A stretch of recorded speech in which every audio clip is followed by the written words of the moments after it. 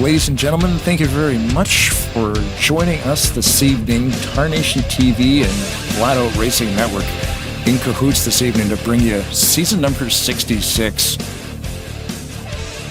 of the Talladega Challenge at Rolling Thunder Gaming. What? I can't believe that I am broadcasting for Rolling Thunder Gaming. That is super cool. But you know what else is super cool? We got Michael Norman and Seth Cole. How are you guys doing this evening? Doing fantastic. This is going to be a lot of fun. This is almost like the modern day Hulk Hogan, Randy Savage mega powers here. You know, taking two of the gladiators, if you will, on the NR2003 side of broadcasting, meshing them here together, and what a perfect series to do it here with as well. We have the thrills and the action of the Talladega Challenge series that's going to be having the first time that Tarnation TV and FRN come together. I'm certainly looking forward to it. Yeah, I can't believe that this is happening either, and that's not exactly where I thought you were going with the modern day thing. I thought you were going to say the modern day Maharaja, but yeah, it's great to be here. New track, new everything. It's going to be excited to see with Blaine up here. You know, this is going to be interesting. All the new mechanics happening here today. Yeah, new season, as you said, a new racetrack. I mean, we're looking right now currently at one of the new features. This is Talladega version 4, the 4th iteration of this racetrack, where the biggest main focus particularly was pit road. We've seen so many times in the past seasons, the past years, where drivers, multiple groups of drivers coming down pit road, very difficult to navigate your way to that commitment line. We've seen contact before the commitment line, after the commitment line. They have widened out that entry to pit road, making it a little bit easier for drivers to migrate their way off the racing surface. They have also actually widened pit road itself, making it a little bit easier for cars to be able to come down double wide, and sometimes on occasion 3 wide as they try and navigate past each other's bumpers to get into their pit stalls. So it's going to be really interesting to see. Obviously, I'm sure that a number of drivers went out in packs, tested it out to see just how much more space they're going to have to be able to work with. It will be interesting to see if we get green flag pit stops here tonight, what adjustments they've had to make, or maybe lack thereof, now that they don't have to make adjustments, might make it a little bit easier for them to be able to make those green flag pit stops. And something else that is new here as well is the season. And we talk about this all the time, Michael, whenever we end up having these first races of a brand new season. Most, if not all, drivers come into this race in a must-win mentality. They are in the thought process of, I'm bringing home the trophy or the steering wheel, because if you don't win here tonight, okay, you've got your season to try and clinch yourself a playoff spot. But if you win here tonight, that's a golden ticket already locked into the postseason. Oh yeah, absolutely. You know, you want to be that first driver to lock in, because racers like us, Seth, we know that when you're locked in like that, that means the rest of the season, barring you can keep yourself out of trouble, it's pretty much like an experiment. You can try every type of strategy that you can think of to see what works and what doesn't for the postseason.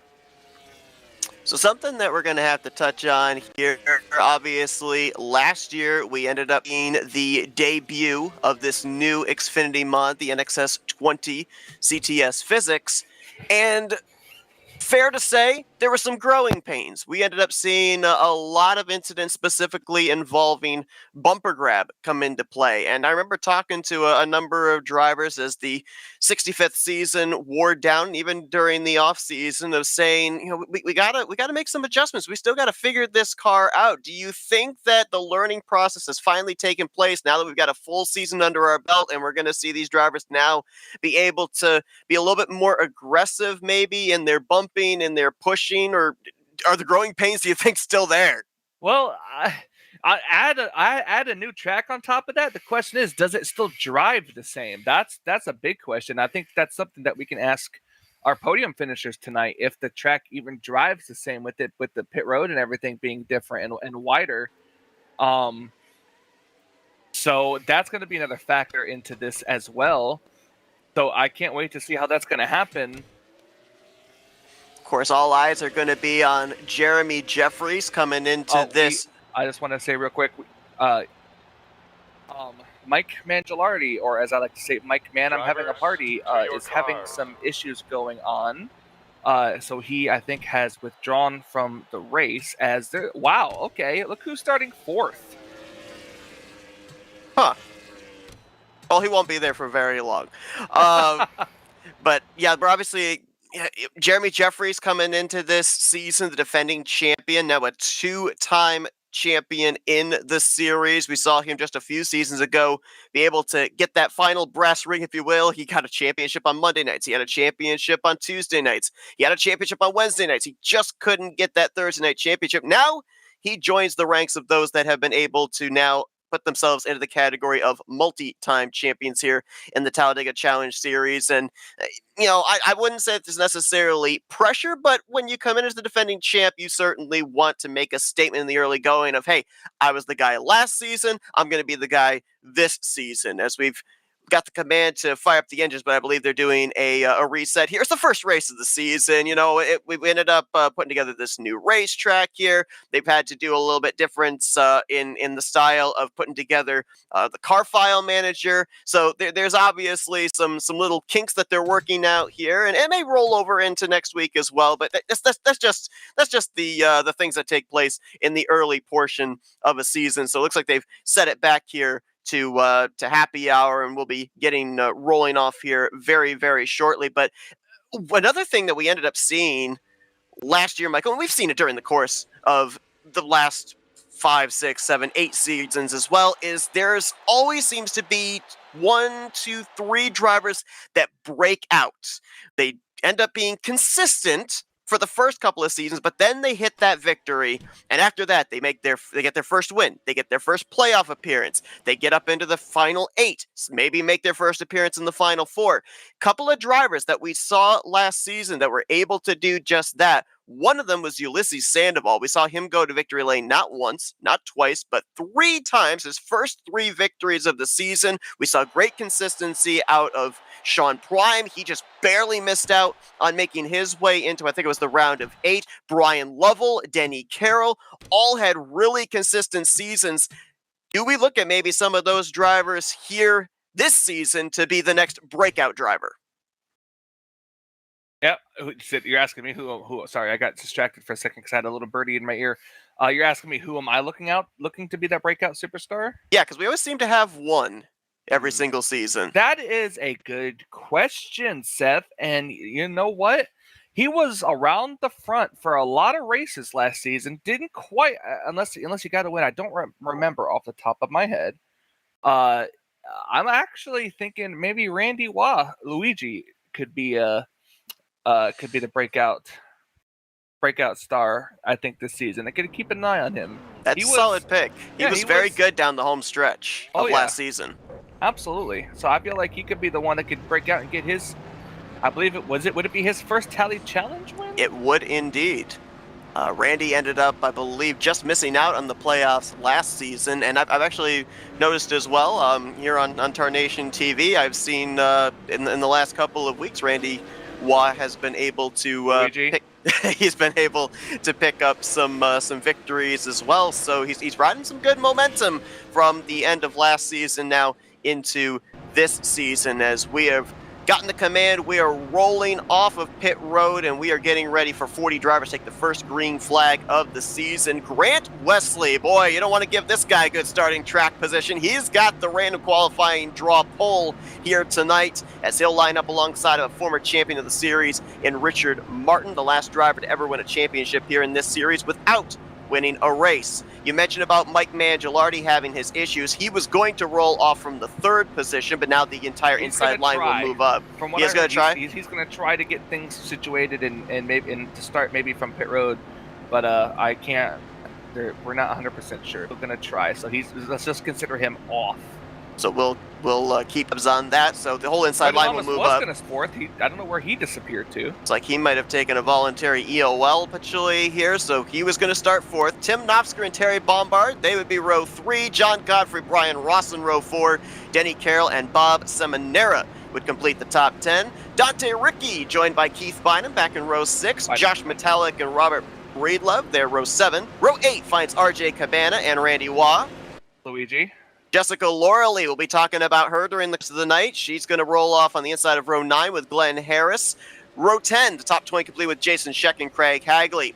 It's Joe DeSpirito and Javier Negron back in row 11. Row 12 finds Chuck McClure and Greg Palmer. Row 13, Doug Hulick and Pat McCarsky. Jeffrey Elliott will be back in row 14 with Brian Lovell. Jeremy Jeffries, the defending champion, he's back with Ron Hagelin back in row 15. Row 16, Ken Roberts, Billy Elliser. Ulysses Sandoval, Mark Paglia back in row 17. Row 18, Bernie Mobbs, Brian Schilling. Then Bobby Farrell, Rodney Sullins, Donnie Garrett, and Greg Lovell. That is your 40-car field as we've turned them loose. Season 66 of the Talladega Challenge Series is officially underway. Hey now. Hey, I got a word in. Woo! Yeah, you're going to have to get used to that. Seth talks a lot. No, that's the point. I love that you guys are here doing the commentating and I can control the graphics side of things. So yeah, man. The introduction by Seth Cole, nobody will ever come close. It'd be interesting to kind of watch these guys because, you know, kind of how you alluded to, Michael, this being a brand new racetrack, does it race the same way as the version 3 did? Looks like nobody, at least at the early going, willing to venture up to that third line. From what we knew of the previous version of this racetrack, it was pretty dominant in that middle line. I believe we've already got an incident. Oh, wow, my massive gosh, yes, wreck back there. Just past the start-finish line, we had a couple of cars up and over. One, I believe, was the 82 of Craig Hagley. Jeffrey Elliott's still flipping over, and I think, is that the 17? I can't tell. Nope, that's the 97 or something like that, I think. Well, Cody Lamas wasn't in it. Ken Roberts. Bernie Mobbs. Yep, Bernie Mobbs, I think, got a piece of it. Doug Hulick was back here. Some of these drivers may have actually woed up their race cars while the incident was occurring ahead of him. Pat McCarsky, as you documented, was in that. And Jeffrey Elliott is still sitting on the apron heading into the entrance of turn 1. As this our first caution of the night, very early going. The leaders had completed the first lap, about half the field had yet to cross the start-finish line. As we'll take a look and see what exactly happened. I think it's going to start with the 82 of Craig Hagley. At least he was the first car that I saw up and over. Oh, that definitely 82. Did a little bit of a nose grind for about 300 feet. Oh, bumper grab. Yep, we talked about it. It's been one of the banes of this particular car since they debuted it last season, and it rears its ugly head in the very early going of this race.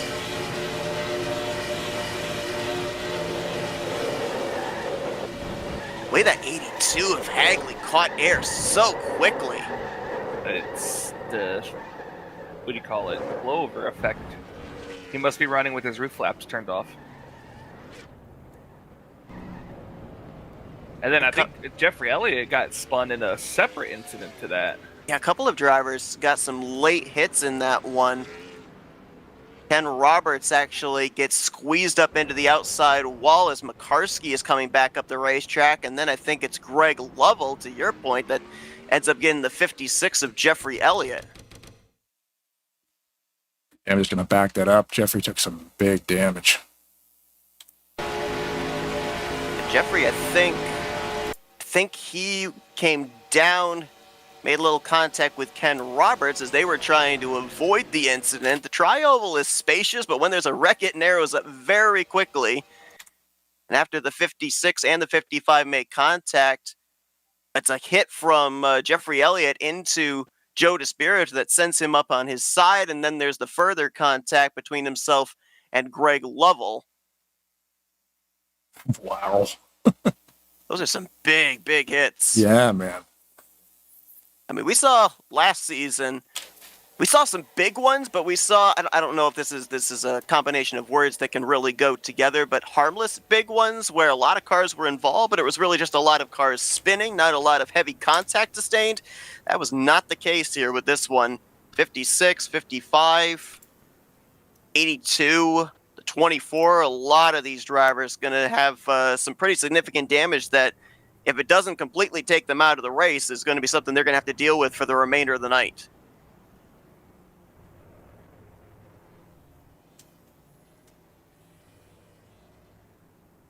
Yeah, Jeffrey Elliott, the 56, has retired. It just came up on the stats screen there. So his night's over. Didn't even get a lap in. That's a tough break, because that was another driver that was coming into this season with a lot of momentum, ended up finishing on the podium in last season, I should say, season finale.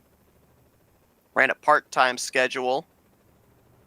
And here tonight, not even going to get past the completion of lap number 2, as he will get credited for the 39th position, currently scored ahead of Mike Mangialardi, who, as we documented, is still having some issues, but is going to try to, at some point, get himself out there on the racetrack. And that would be, if he's able to get whatever the issue is sorted out, and he's able to complete a few laps, that's a position. And every position is a point, and we've seen, especially down the home stretch towards determining who the playoff drivers are going to be, we have seen that every point can be crucial to whether you are going to be just above that cut line, maybe the cut line driver, or just on the outside looking in.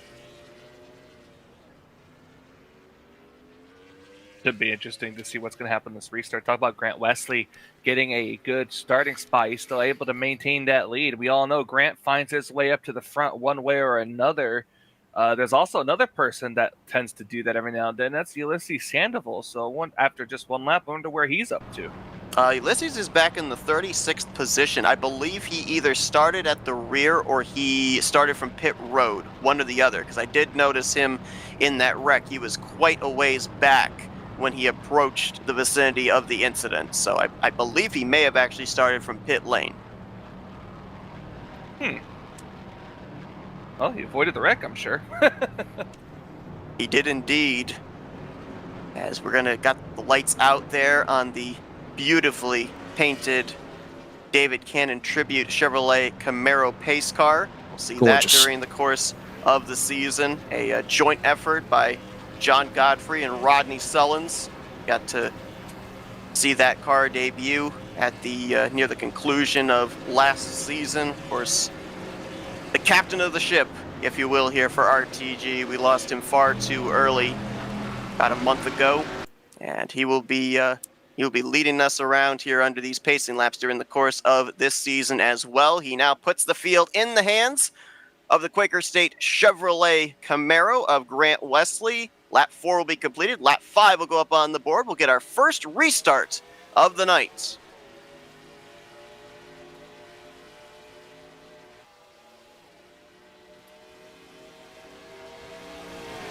Yeah, like you guys were saying before, I'm wondering that the last version of this track they were using, it was pretty awesome to watch. You know, you can get 3-4 wide racing. Some of these versions of Talladega, maybe not so much. It's just more of a 2-lane track. But I wonder if this is just a retextured, kind of tweaked version, or see, there they are there trying to go 3 wide. Just as I start talking about it, they're going to prove me wrong. Well, this 4 is wide. The tracks. I think the track's grip and the setup that they have for these tracks just makes this able to be a multi-groove track like this, because like the inside lane you would think would be the preferred lane, but if they got enough people in that middle lane, the middle lane is going to be where you want to be, especially off the corners. But if that third lane comes into play, then the middle lane completely dies out. It's interesting to your point, because I think it is a combination of track and setup, but I would love to know which more it's predominantly of, because you would think that in order to make it multi-groove, you'd put more grip up in the middle line, up in the third lane. But in terms of super speedway racing as well, when you're on that inside line, and Michael, you can attest to this, you ran a couple of races last season. When you're on that inside line, you push up off the corners, off of 2 and off of 4. That scrubs off speed. That takes away speed for your straight line on the straightaways, whether it be the backstretch or here through the tri-oval.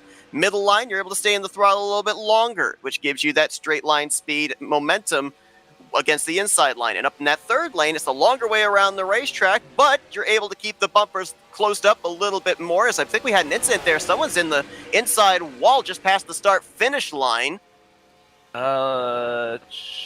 That's Mark Paglia. Oh, it's Mark Paglia. Yep. Let's see if we can get it turned around here. He's going slow. I saw the Greg Lovell machine pull low. I almost wonder if they had some contact, and it looks like they did. Maybe some checkup there on the exit of the tri-oval. Spins the 28 off the nose of the 880. Apparently, we also had an incident between Mark, so the Mark and Greg Lovell, So Greg Lovell actually did receive, I don't want to say a penalty, but like I had to do a drive-through. A drive-through, yep. The drive-through, yeah. Yeah, it didn't bring out a caution, so per the rules, if you end up causing an incident that doesn't bring out the yellow, you have to serve that with a pass-through penalty. It's not a stop and go. You just got to make your way down pit road at 55 miles per hour, come back onto the racetrack, and avoid a post-race penalty.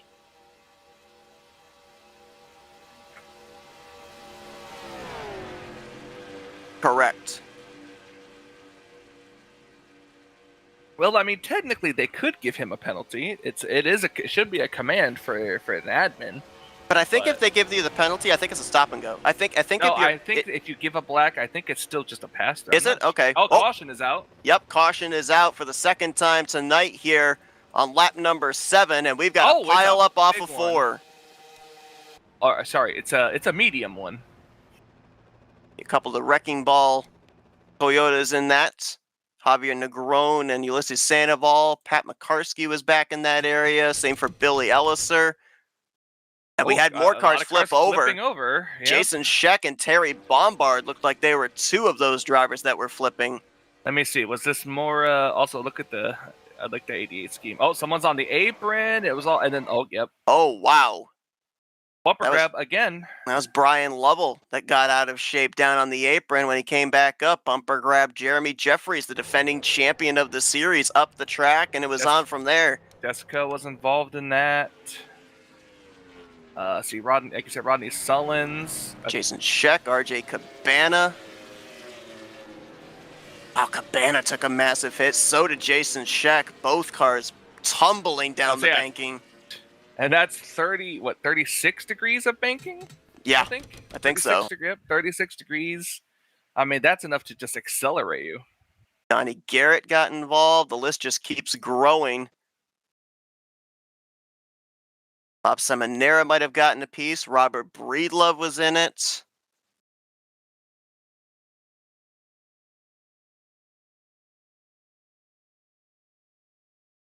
And that was a corner wreck. That started on the entrance to turn 3, and it didn't end until cars were making their way out of the exit of turn 4 at a super speedway. One of the toughest type of wrecks to avoid because you don't know if they're sliding up or if they're sliding down the banking. Yep. We've got a number of drivers that are taking the opportunity here under this caution period to come to pit road. This would be roughly around halfway through a fuel run. And I believe that pitting here would have everybody able to make it on 2 more pit stops. A couple drivers going to stay out here. Bob Seminara going to lead a lap. That's going to be something kind of interesting to follow during the course of this regular season as well. Drivers' willingness to give up track position to get a bonus point for a lap led. We ended up seeing a lot of gamesmanship during the playoffs of a lot of postseason drivers stay out, lead a lap, hoping that that was going to be the one bonus point that was going to advance them, whether it was into the round of 8 or eventually into the final 4. Maybe in the case of Bob Seminara, making some preparations already for maybe being around the cut line in the playoffs, eliminating that scenario right here and now in the first race. Why not? Well, that's the thing, too, with so many people participating in this league, especially this series. Every point counts, especially how many races in a season? So I believe this season, and I could be incorrect, if it's the same as it's been in the previous seasons, it's either going to be 9 or 10 regular season races. I believe it's 9 regular season races, and then 6 playoff races with 2 races in the first round, 2 races in the second round that eventually determine our final 4, and then a 2-race final round to determine the champion. Yeah, so you need those points, as many as you can get.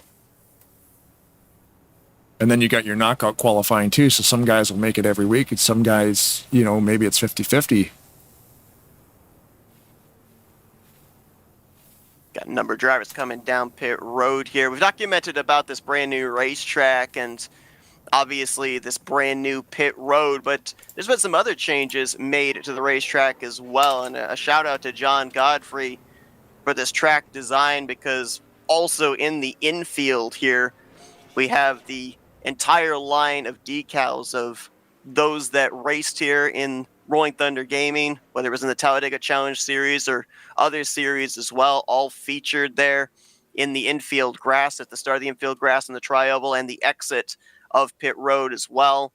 Got, of course, David Cannon's decal there, most recently added, Wiley Coate, Robbie Nisus, a couple of great drivers that we lost last year. I'm not completely up to speed on all the other drivers there. I believe a lot of them participated in seasons prior to FRN coming on board. I believe the 66 is Hawk, the 102 Rusty Little, the 93 I believe is Dan Yeager. I'm not certain, and I apologize, I'm not sure who the 16 is, but pretty cool that we end up having that feature here on the racetrack as well. Just being able to remember those that have previously been here in this league that goes all the way back to the very early stages of when NR2003 was a thing. 20 plus years Rolling Thunder Gaming has been a thing.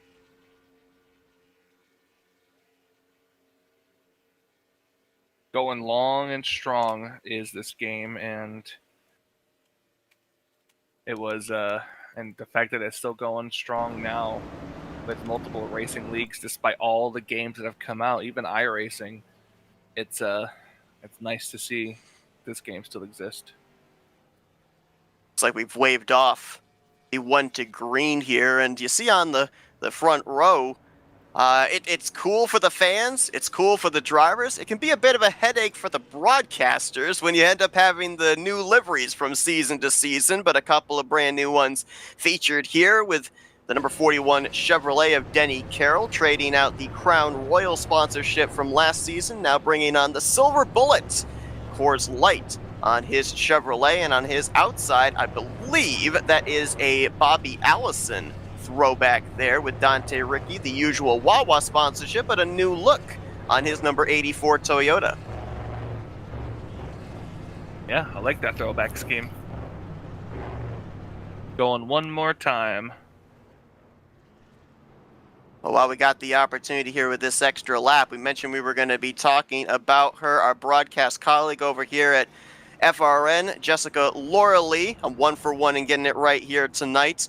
This is going to be her final season, her final time participating in a weekly series. As you can tell by the name change, she just recently, about a month ago, got married, and she is going to run the first 9 races of this season, and then will be stepping away from full-time racing. She said she'll occasionally come back for some special events and whatnot. She's going to be participating in the David Cannon 00300 coming up on October 4th. We'll see her in Nate Balser's breast cancer special event, so we'll be seeing her on track for a couple of times the remainder of the 2025 year, but after the conclusion of race 9, it will be her final start here in the Talladega Challenge Series, and running a throwback. We'll be seeing this and another throwback that you actually see featured right there on the bottom left, the Rockstar number 17 this season, the 017 on the tickers, as Chuck McClure is the 17 car in this series, but this throws back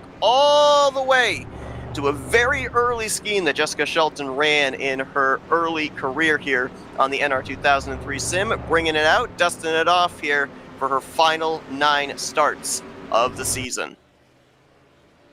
That's interesting. So she's going to run the regular season, but she won't run the playoffs. The great thing Correct. about the NASCAR Racing 2003 season community is if you step away for a little while, we'll still be here when you want to come back. Absolutely.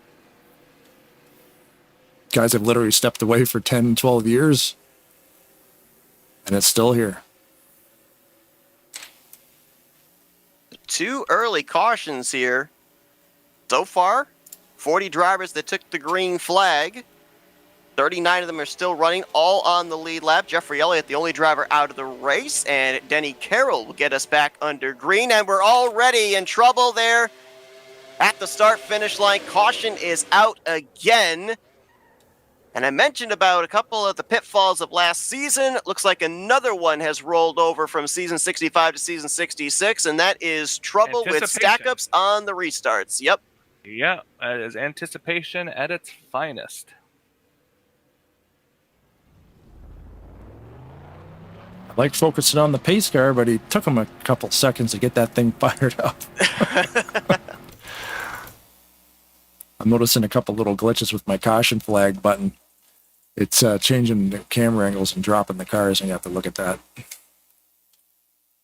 Trying to figure out exactly where the stack-up began. Looks like it might have been around the 23 of Doug Hewlick, who I'm wondering if maybe he lost a gear because it looked like he did not get going.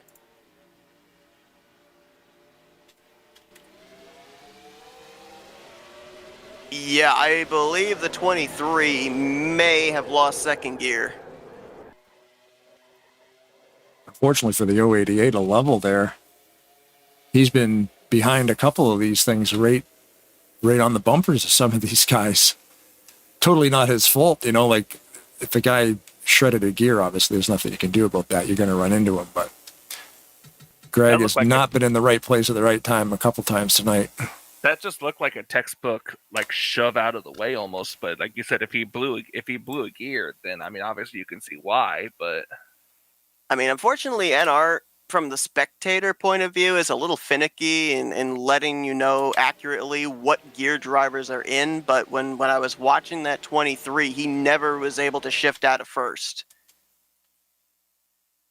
Yeah, it's showing me the same thing. He's in first gear the whole time, and everybody else is in second. Had a couple other drivers involved in that, including Mark Paglia, Ken Roberts, Donnie Garrett. Mike Mangialardi was facing the wrong way. Brian Rawson. I mean, I guess the only saving grace with a wreck like that is cars are not fully up to speed, so usually any contact that's made in that type of a wreck is usually not terminal, but it does put us back under the caution once again, and starts to kind of extend where the fuel strategy might be as well. I mean, we're starting to approach now where these drivers would have come to pit road under green flag conditions had we run green from start to finish around that lap 1920 mark. So we might be almost back in the same neighborhood of looking at these drivers approaching this race as if it were a caution-free race where they still would have to make 2 more trips to pit road.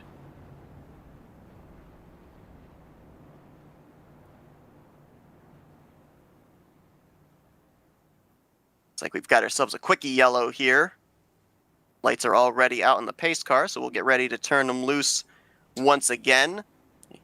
And Blaine, you mentioned about that 880 there of Greg Lovell, unfortunately being the one there behind Doug Hewlick. That previous caution saved him, though, because he was able to catch up to the field. He obviously had to serve that pass-through after the contact with Mark Paglia that didn't bring out the caution, so he was able to then be back up with the lead group and be able to try to make forward progress once again. So that caution helped out his cause quite a bit.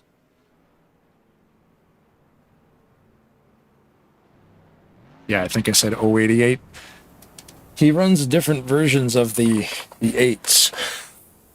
There are a lot of 8s in I've this seen series. him do. I've seen Greg do an 8, an 88, an 088, and here he's an 88-0. Yep. So yeah, got to keep track of that guy. Glenn Harris, you got the 88 of Grant Wesley, you got the 088 of Tim Nofsker, and you've got the 880 of Greg Lovell. And yes, we have at one point had all of them in the same vicinity at the same time. Yep. And he just got passed by the 81. Yep, we've had that happen before. It got real confusing all at once. Call them crazy 8s, I guess. What they need to do is just run the same paint scheme. That'd be better. Oh, no. Yeah. Oh, broadcaster's nightmare right there, Blaine. Do not wish that into existence. Yeah. We need some bright pink cars. Oh, okay, I see where you're going with this. It's just like, you know what I mean? Like We're throwing back to that, are we? Yeah, you'll get these guys, and then you're like, oh, wait a second. I think that's the wrong person. And then all of a sudden, yeah, like I can see now there is no bright pink cars out here, but I always run obnoxious colors on my paint schemes if I can. That's a good callback. Fair play, my Yeah, friend. the ugliest car on the track will be me. Oh, We're it's back getting tight. green. We're going to have 50 laps to go this next time by. And Josh Metallic's going to get himself clear into second. So we've worked 3 early yellows. Let's see if we can get ourselves into a little bit of a groove here with some green flag racing. See if we can test out this brand new pit road with some green flag pit stops. For most drivers, they all came down pit road under this caution period. We do have a few, looks like about 12 drivers that stayed out under this caution. So for those drivers, they'll have to make their next pit stop somewhere in the vicinity of about lap 30. Rest of the field, they'll be able to come to pit road somewhere closer to lap 35. So, Seth, question. Remember at the beginning we talked about who we considered to be my dark horse pick for the series? Well, who's Yes, that indeed. second on the outside lane? Absolutely, that Crimson Tide, the Alabama 21 of Randy Waugh. Luigi. Were you just asking the question to set up for an opportunity to say Luigi? Yes. I was thinking so.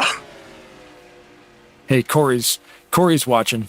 There you go. You gotta get it in there. Absolutely. Gotta get it in there at least once for Corey. I like the design that he's got there as well, able to utilize a big portion of the side of that race car, move the number forward so that we are able to fit the whole Crimson Tide logo on that machine. Going for the lead. They say moving the number forward makes the car faster, so we'll see if that's the case. Well, he just led his first lap of the night, so yes, to answer your question. Could be a valuable bonus point there for him as we see that push-up off of turn 2 that we talk about. And you've got 2 choices in that situation. One, you can keep your foot in the throttle and hope you don't push up enough into the driver's side door of the driver next to you.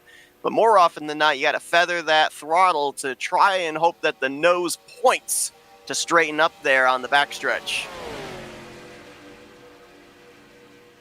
And we're going to go 3. 3 wide. That's going to kill the middle lane. It's Keith Bynum making the jump up to that 3rd lane with John Godfrey, Robert Breedlove, and others. Oh, John Gilbert Godfrey. Oh, yes, Blaine. You've got a lot of nicknames to learn. Yeah, no kidding. Noticing a few drivers that were involved in some of the earlier incidents making their way up here. Apparently minimal to no damage sustained. I see Brian Lovell on the inside line, 5th car on the inside line there. Jeremy Jeffries, the defending champion, was in an incident earlier on. He's in the middle line, that black, white, and blue Monster Energy Chevrolet. And up on that top side, we documented Robert Breedlove. He was in, I believe, 2 of the first 3 incidents here tonight, but trying to make his way up into the top 10 in that 3rd groove.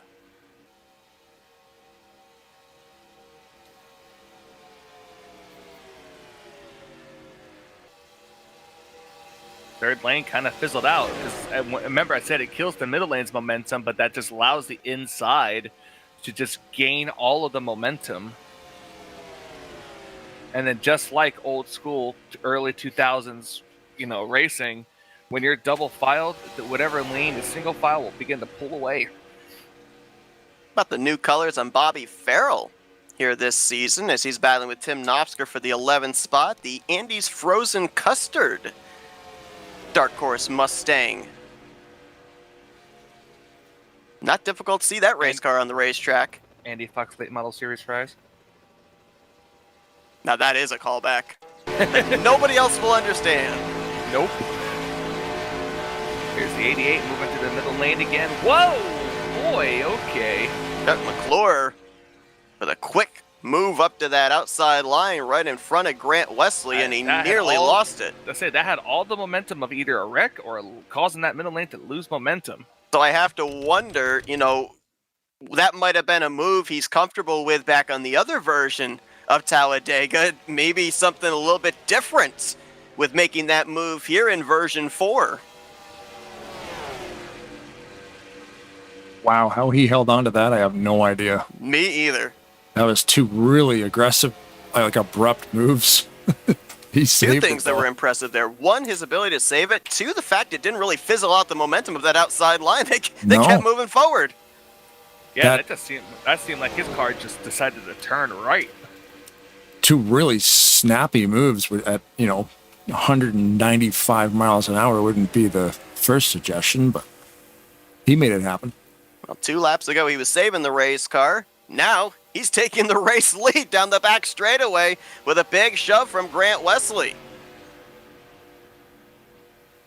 Like I said, you really can't keep Grant in the back for very long. McClure is hoping lightning strikes twice. Last season, he got the first win in the season opener, locked himself into the playoffs. He'd love to have that luxury again, 1 season removed.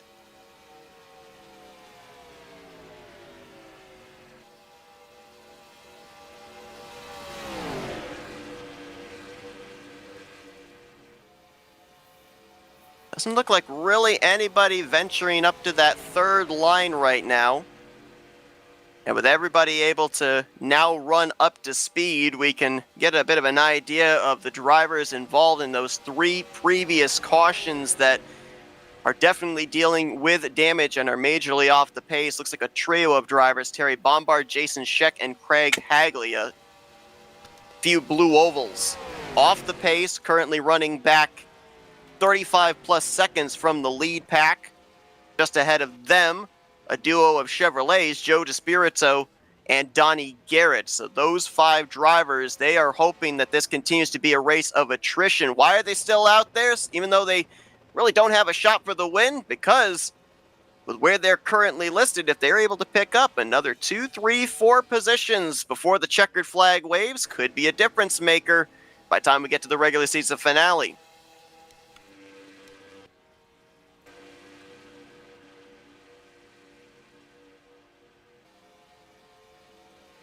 One driver that's not in the field here tonight, but I'm sure we'll see him at some point during the season, is Buckshot Kelly Causey.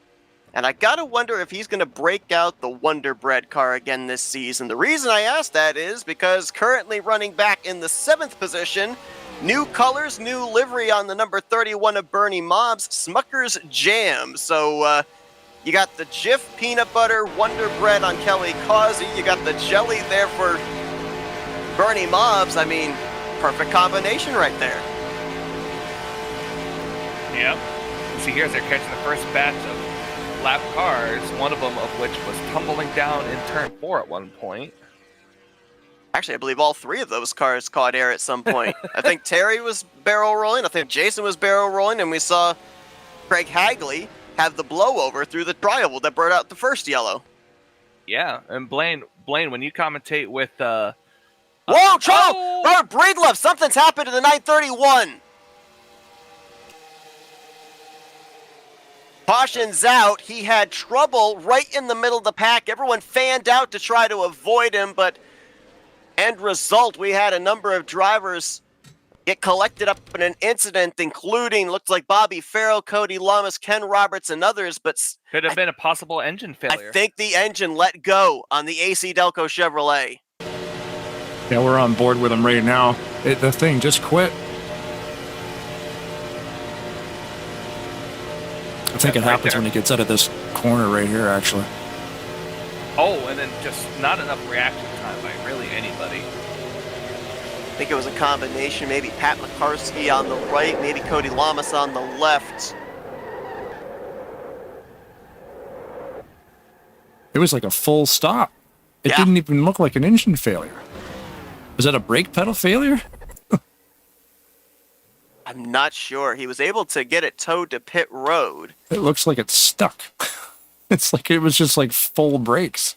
Yeah, I mean, to your point, that's weird. The initial thought is engine failure, but that's a very abrupt stop there for an engine failure. Normally, you see the car at least somewhat coast, but that thing just lost speed super quick in a short period of time. And from inside the cockpit, nothing happened to the RPM.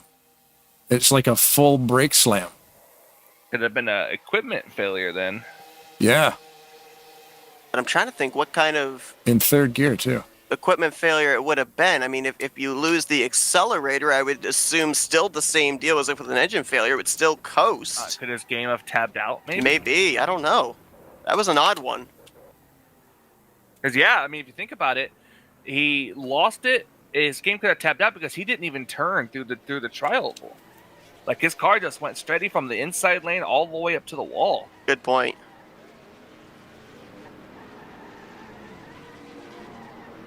Well, an odd one there to bring out the fourth caution of the evening. And we were going to be anywhere from 5 to 10 laps away from these drivers having to test out that new pit road. Wanting to get green flag pit stops. It's the commentator's curse, man. It happens all the time. No, you can't avoid it. I think it's just a Seth Cole curse. No, it's not just a me curse. Not just a me curse. I have video evidence that I'm not the only FRM broadcaster to curse people. That happens to me all the time. Breed Levitt's having some problems on pit road still. I think he had to back up, get lined up there. Things seems to be working now, though.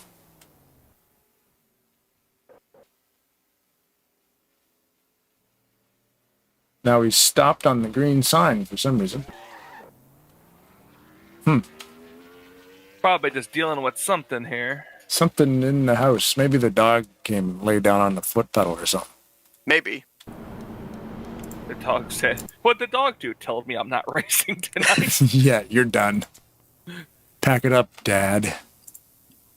Well, that caution's going to save a couple of drivers there. We saw Terry Bombard, Jason Scheck, Craig Hagley all damaged and off the pace get bypassed by the race leaders under that run. Top two drivers, one lap down, received the lucky dog, which were the 10 of Bombard and the 81 of Jason Scheck. So they will get back on the lead lap. Craig Hagley would be the only car one lap down, but he would be the only driver in position to receive the future lucky dog as well. We forgot to mention the sponsor. RPM, Red Line. What is it again? Oh my goodness. I guess if I was gonna talk about the sponsor, we should probably get the name right. Redline Performance Motorsports, in cahoots with Rodney Sullivan's Paints. Make sure to get their logos all over the place on this thing. Absolutely. I guess Redline used to be BSR. There's a story behind where that came from. Yeah. You talk to Rodney about it, he'd be able to fill you in, but we've been pretty busy the last couple of weeks setting this whole thing up, so there's a lot of information in my head. Maybe I heard that wrong. We'll just give the blanket promise we'll have it all sorted out by the end of the season. We'll have all the information delivered by the end of the season. Whatever we say in race number 1, nobody will remember anyway, so it's awesome. That's right. Yeah. Yeah. We tied up all them loose ends, promise. Looks like RJ Cabana's going to end up being the race leader when we go back green. Been holding on to this one here for you, Michael. If Blaine's able to find the 48 of Cody Lamas. Oh, yeah. We talk about Cody always hanging at the back. And there was a point that we were talking with him and I said, you know what, Cody? You're the alpaca in the backa. And he, on the, I believe it's the left rear quarter panel, decided, you know what, we're going to run with that. And so featured prominently on the left rear quarter panel of his Florida Panthers Chevrolet is the alpaca in the backa logo. Wow. Look at that. He's even got the rats on there, too. There's a Florida Panthers thing with the rats. Every time that they throw the rats out on the ice.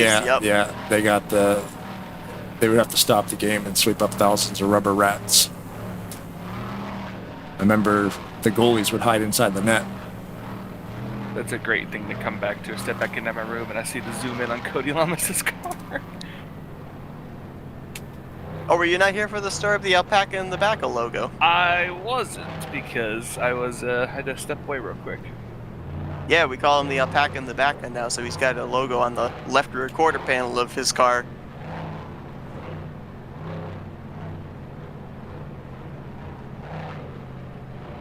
RJ Cabana actually gave up the race lead, come down pit road, so it actually is going to be Grant Wesley who's going to bring us back to the restart. A number of drivers come down pit road to top off the fuel tank there as well, including Jeremy Jeffries, Doug Hewlick, Jessica Lauralee, Brian Rawson, Ulysses Sandoval. Just try to get that little bit extra. I don't think it's going to make much of a difference in terms of the number of stops you're going to have to make before the conclusion of this race. Everybody, I think, is going to have to stop at least one more time. It might be super close, though.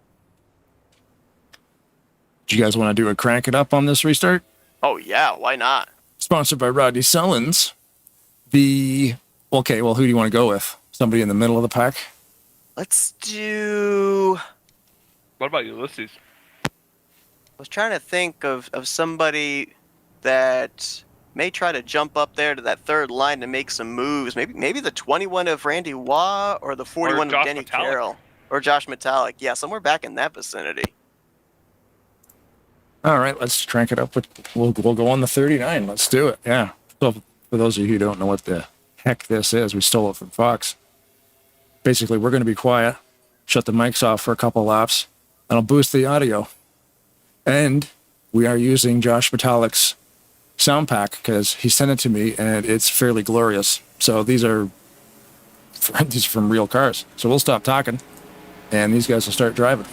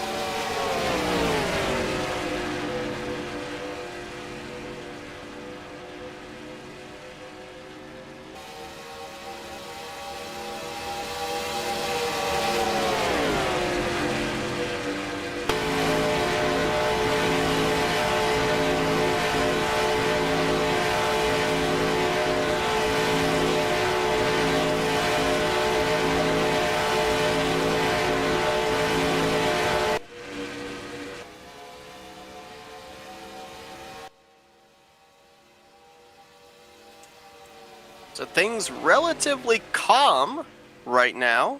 Yeah.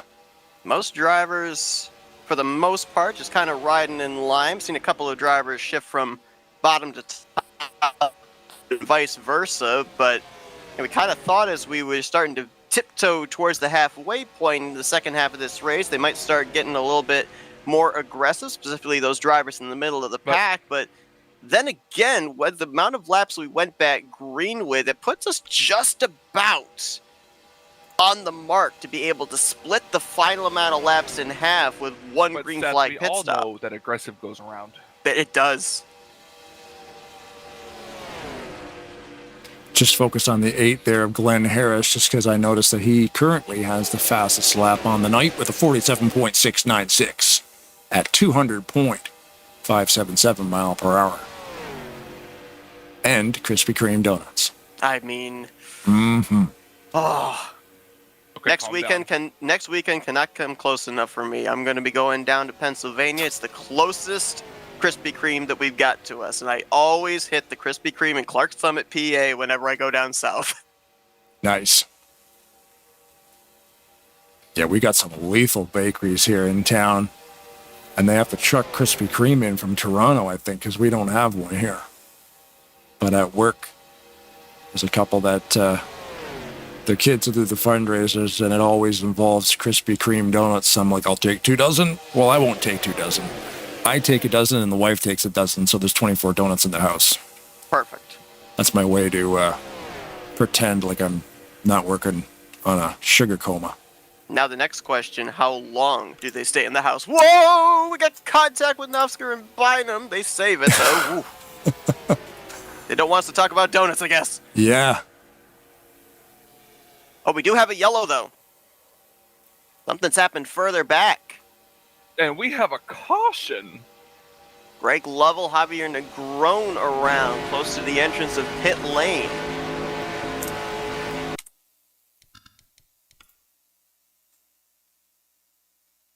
Ron Hagelin, I believe, also got a piece here, and I don't know if we have a flip counter, but Yeah, really. we gotta be approaching double digits here. When You you can add Ron comment- Hagelin to the list. When you commentate with Kyle next week, you'll have one. Yeah. Oh, man, Greg's in there again. Like maybe some checkup there on the bottom. Greg having to lift for the 197 of Pat McCarsky. And that brought Hagelin into his back bumper.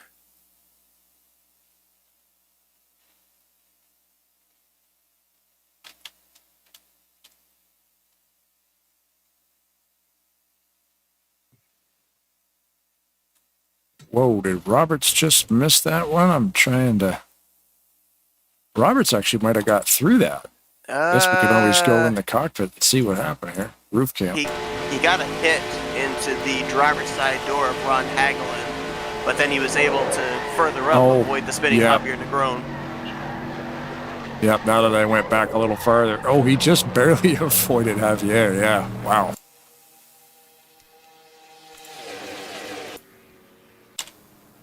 So just working the calculator here a little bit.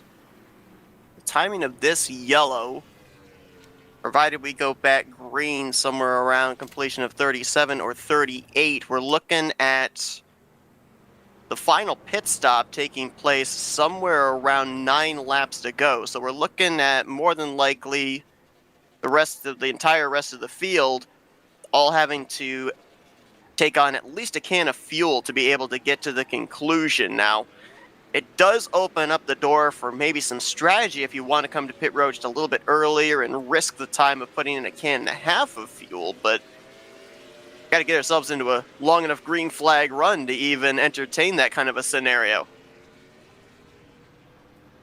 Issues on pits there for Hewlett. Got spun around just before getting to his pit stall.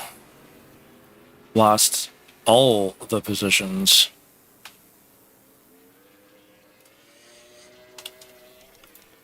Yeah, we were talking about this before we came on the air, too, about trying to visualize the difference between the previous pit road and this one. And visibly, it doesn't necessarily look like it's all that wider, but when you see these drivers making their way down pit road here under caution side by side, you could definitely see that it's a lot wider. What now looks to appear to be maybe even 4 lanes here on pit road would have been just a narrow 2 lanes on the previous version of this racetrack.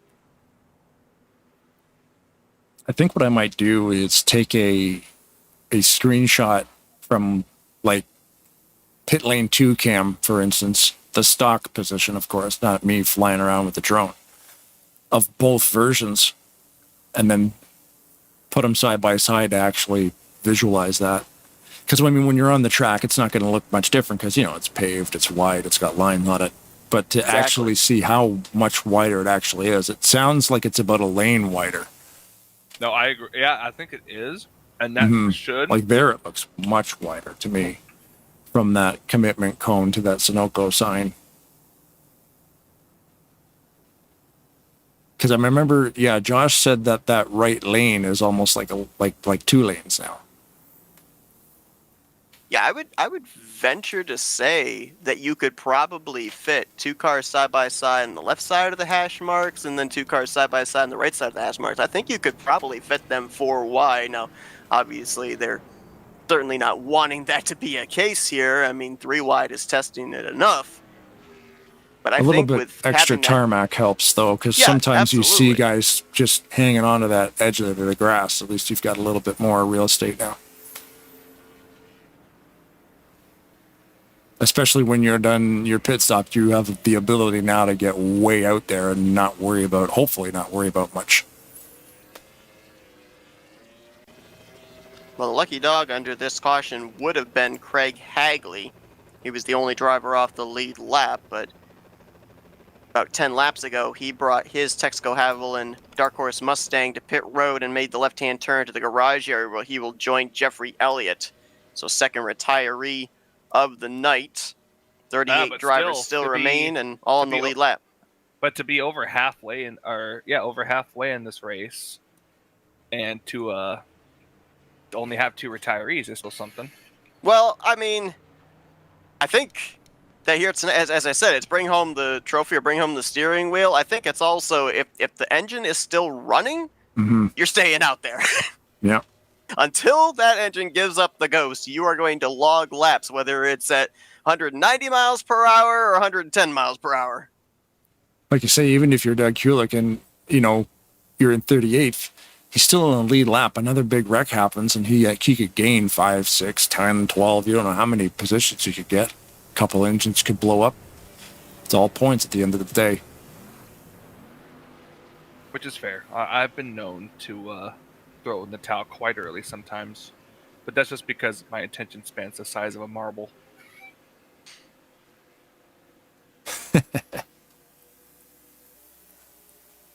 So we're going to go back green with 28 laps to go. Everybody's on the same fuel number right now. A couple of drivers maybe with 1 extra lap in the tank coming down here at the 1 to green. But general consensus of the field are looking at the target lap of around 57 to 58 to make their final pit stop of the night.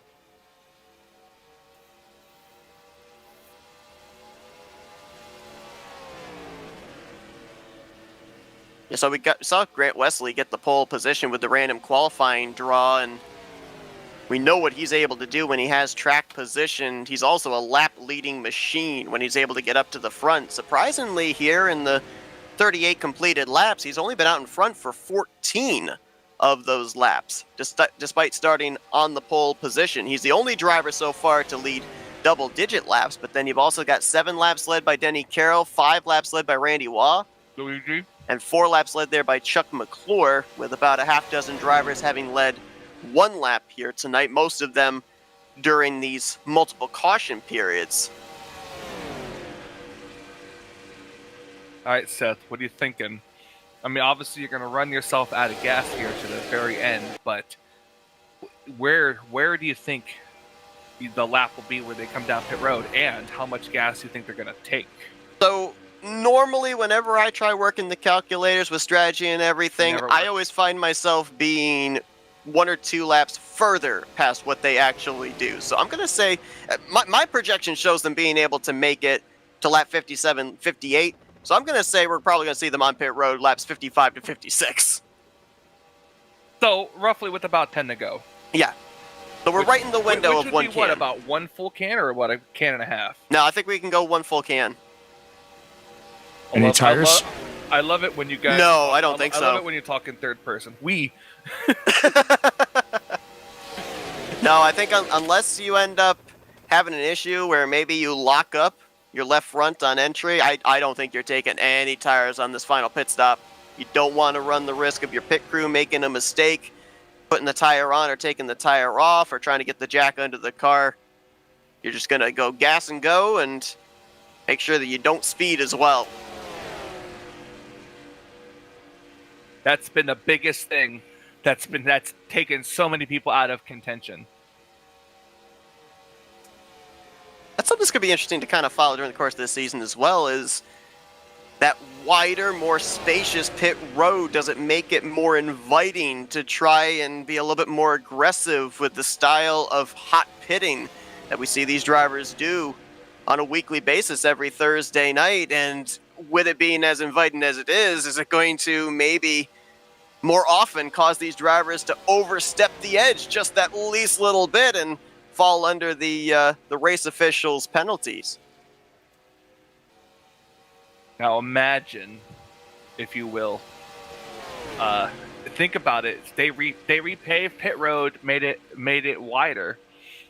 So do you think they may have messed around with like pit speed and things like that? Could they repaved over some of the lines that that the sensors that tell you what speed they're going? Because remember, before I wondered if you were able to get away with a mile an hour or two, as if it evens out. What if this pit road black flags you for going even 1 millisecond faster on pit road?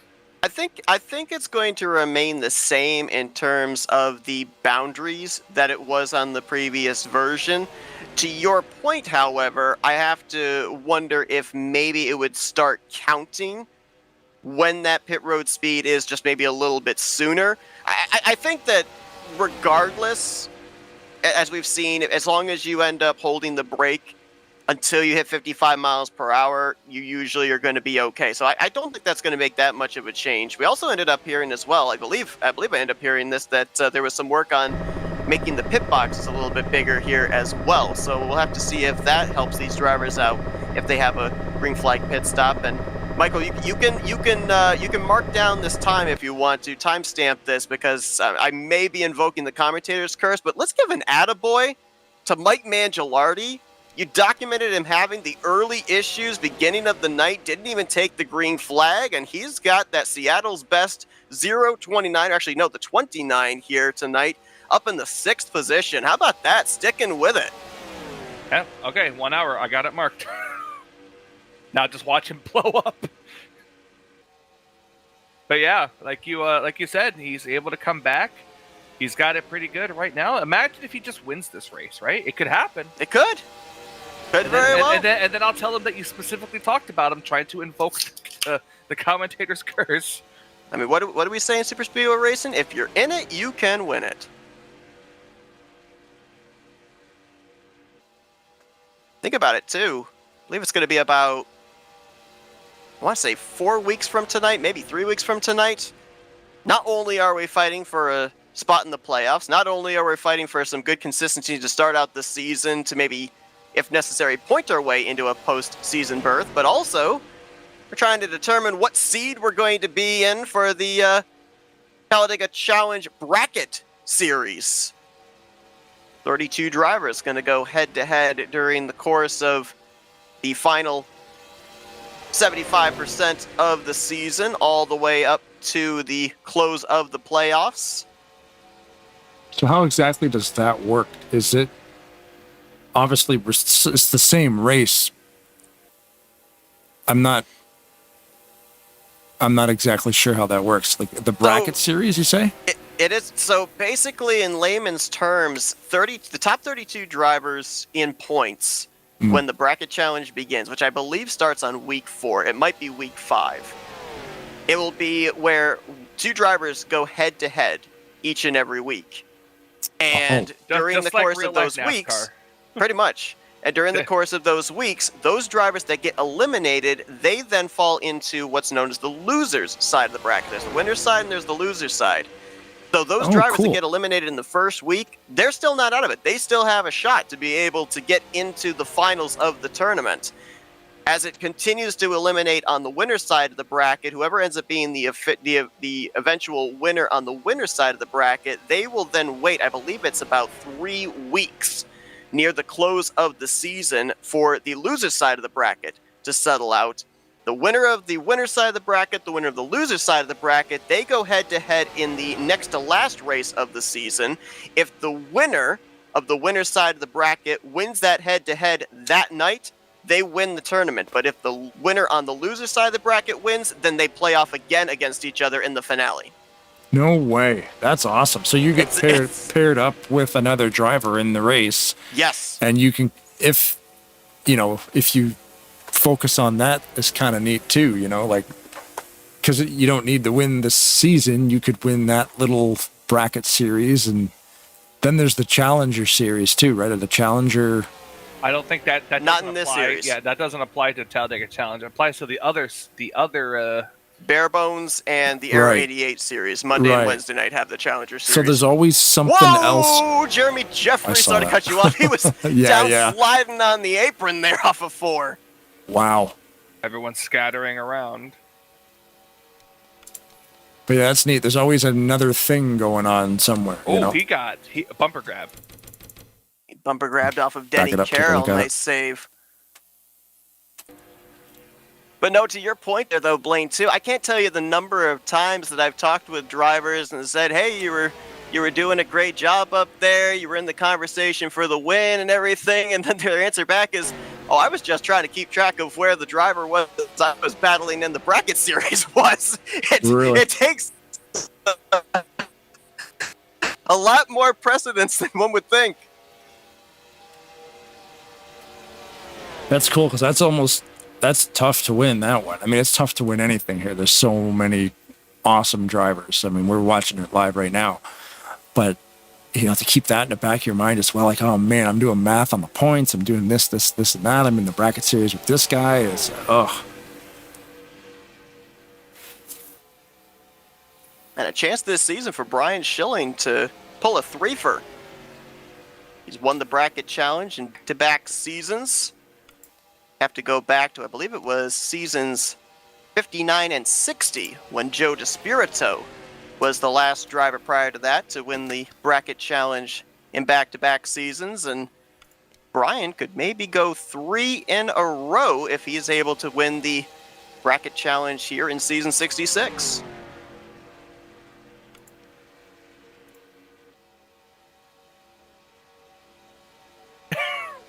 Saw Joe DeSpirito go a lap down moments ago. Currently, he and Terry Bombard are in the lucky dog positions.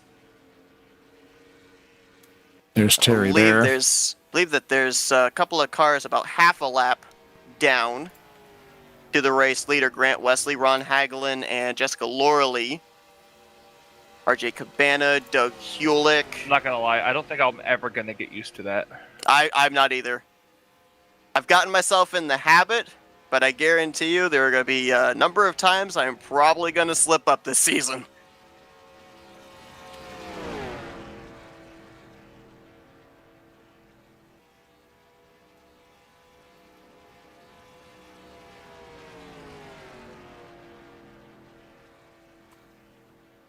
Well, Grant Wesley's going to kind of be the Pied Piper, not only currently on the racetrack, but I think in terms of when most drivers are going to make that final pit stop. Obviously, being the race leader, he's creating the draft for those behind him. He's using up more fuel in the process, so his fuel number is going to be much shorter than the drivers behind him.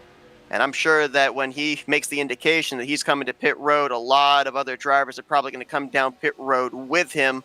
You want to come down pit road with many friends as you possibly can, so that we can all leave together, get into that pack again, and make some good lap time with the draft.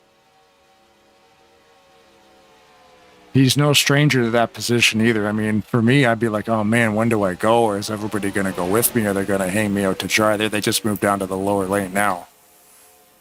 But it's like, and you've got everyone behind you under green flag pit stop conditions. It can make you nervous. Oh yeah, it can be a very helpless feeling in Yeah. your brain that everybody knows where the brake pedal is. It's like, do these 41 Do they? other Are people? you sure about that? Because there are some people in certain places, if you know what I mean, that don't know where the brake pedal's at. Breedlove did. He slammed the brakes on the straightaway. Yeah. believe Jason Scheck, we just saw there coming to pit road. He might be calling it a night. I'm not sure. He is off the pace. He just went a second lap down. Could be making a foul pit stop. Oh, quick! Trouble in the back. Caution is out. And this changes up everything. Well, if he made it to pit road when the caution came out. He did. I'm pretty sure. A couple of other drivers, I think, also were on pit road. Ken Roberts, Robert Breedlove, and Brian Lovell. But that wreck there, just past the start-finish line out of the tri-oval, involved once again our defending champion, Jeremy Jeffries, and a few others.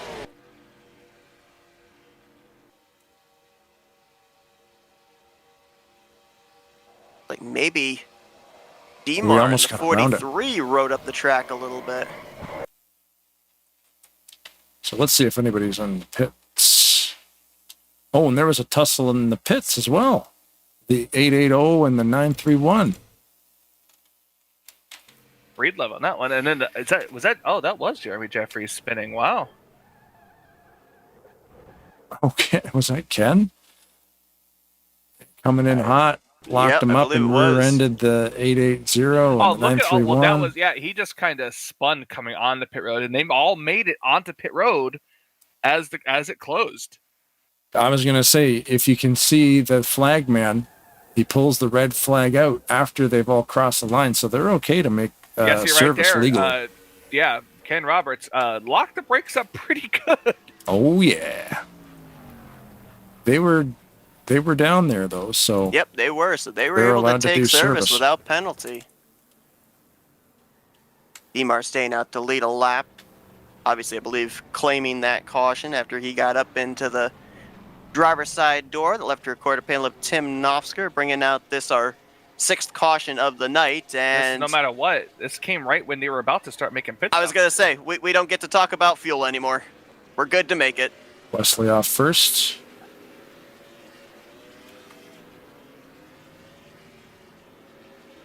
Busy pit road is a beautiful pit road. Yes, it is. Well, now with fuel no longer going to be a concern here, too, and this restart going to be in the vicinity, if not on, just under 10 to go, we're turning the wick up just a little bit more here, guys. Now the pay window's starting to open up. Upcoming broadcasts on Tarnation TV. Sunday night at ASR Super Speedway Series. Back in action with Maverick on Tuesday, and then, of course, back here next Thursday for race number 2 of season 66. Oh, good. And I'm actually going to be at that Atlanta race for Maverick, so... Cool. It's the old Atlanta Super Speedway, also known as now Echo Park. I'm interested to see if they got or have an updated version of it that says that, but it's weird they got to change the names of something. It's been around for so long. It's like here in Toronto, everybody, like, I'm in Kingston, but in Ontario, we, with the Blue Jays playing the Sky Dome. I don't care what you call it. It's the Sky Dome. It's always going to be the Sky Dome. But it's technically the Rogers Center. Because Rogers has to put their name on everything. So, sponsorships. You talk about Atlanta Super Speedway. Got the opportunity this past Wednesday night to call an iRacing event at that racetrack, and it's a unique one. It's so weird that you can have a 1.5 mile run with super speedway type physics, and it's a different breed of super speedway racing in a sense, because we're talking about here tonight, the room, the space that drivers have at their availability.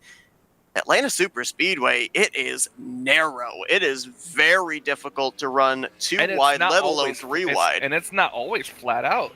No, that's true. Your tires wear out enough. You're still lifting just a slight bit in the corner. And then at that point, it's just a matter of who lifts the least. One of the rare super speedway tracks that we go to where when you make a pit stop, you probably do want to change tires. I'm interested to see how pit road's going to work, too. If it's going to be like a normal pit road, or if we actually have to start all the way back in turn 3. I don't think you can do that in a game in NR though. I don't think. Yeah, you can. I believe there is a version. of Atlanta Superspeedway out there, where you're able to start pitting from the entrance of turn 3 on the apron. But the problem is it like real life where you do 90 and then drop it down to 45? I think so, Or do you but I'm have not to do 100% 45 certain. all the way around? Oh boy, I hope not. It all depends what the Maybe- cone is, right? Is the commitment cone's like the speed line, right? Yeah. Well, maybe they not have a necessarily. commitment but- cone for if you're going to pit, Yeah. and then there's a commitment cone for starting pit road speed at the start of pit lane at the first pit box. But Right. I don't know if they've made that type of an edit with the track or not. You see up there on the top side, the 10 of Terry Bombard, the 24 of Joe DeSpirito. There are free pass drivers, so they'll go around, get their laps back. That'll put our remaining 37 drivers all on the lead lap. I've documented earlier, saw Jason Scheck come into pit road. He did indeed take his machine behind the wall, so Jason Scheck, Craig Hagley, Jeffrey Elliott will at this point not reach the conclusion of tonight's season opener of season 66 of the Rolling Thunder Gaming Talladega Challenge Series. And your front row are those drivers that benefited with the timing of that yellow. They made some contact with each other on the entry to pit lane, but now they will share the first row with each other. Ken Roberts in the 55, Greg Lovell in the 880. And a lot of times, too, we say in super speedway racing, obviously you've got to be good, but sometimes you got to be lucky as well. And we've seen a lot of races won and lost with the timing of a caution being thrown. This could be a golden opportunity if you're Ken Roberts or Greg Lovell. You've gained a ton of track position with the timing of this latest caution. Now, are you able to translate it into a checkered flag? It'll be interesting to see. Yeah, and It'll be currently interesting right to see now, what's going to happen. yeah, currently right now, 6 yellow flags on the night. Like I said, it does mess up the strategies, you know. It's you come into the race with a certain plan, and then you're also probably planning for a couple, and then maybe you get a couple more than you planned for. And the great thing about sim racing is strategy's always changing. Keep an eye on some of these other drivers just behind the front row. Grant Wesley's led the most laps tonight. Started from the pole, 29 circuits out in front. Chuck McClure has kind of been his wingman for the latter third of this race.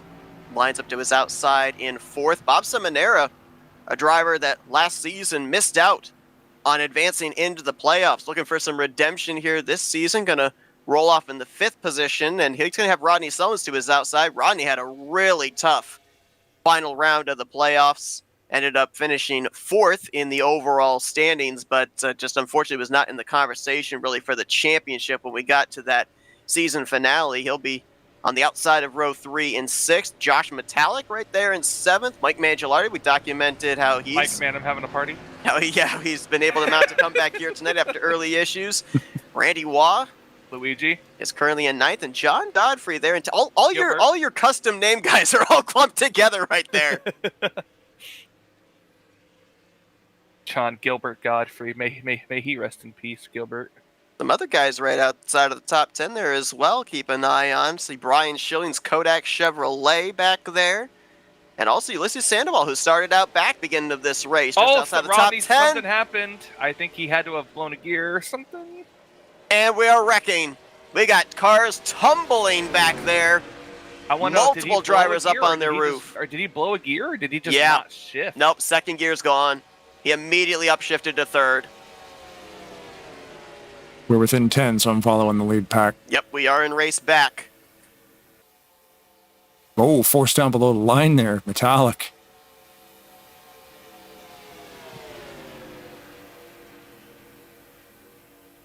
Coming back here to this caution, this could potentially be setting us up for the final restart of the night. And you want to be that control car. That's what the fight is right here between Roberts and Lovell. 3rd line forming. Wow. Here comes Chuck McClure with a head of Wow. steam. I think he might get them both with a shove from Rodney Sullins. Look at the crowd he made up from the start to the exit of the tri-oval, and he's going to be the control car when we go back racing. I'm going to back that up. That was really cool. Wow. 3 wide, about 5 rows deep to grab a yellow flag. Just checking back on that incident there.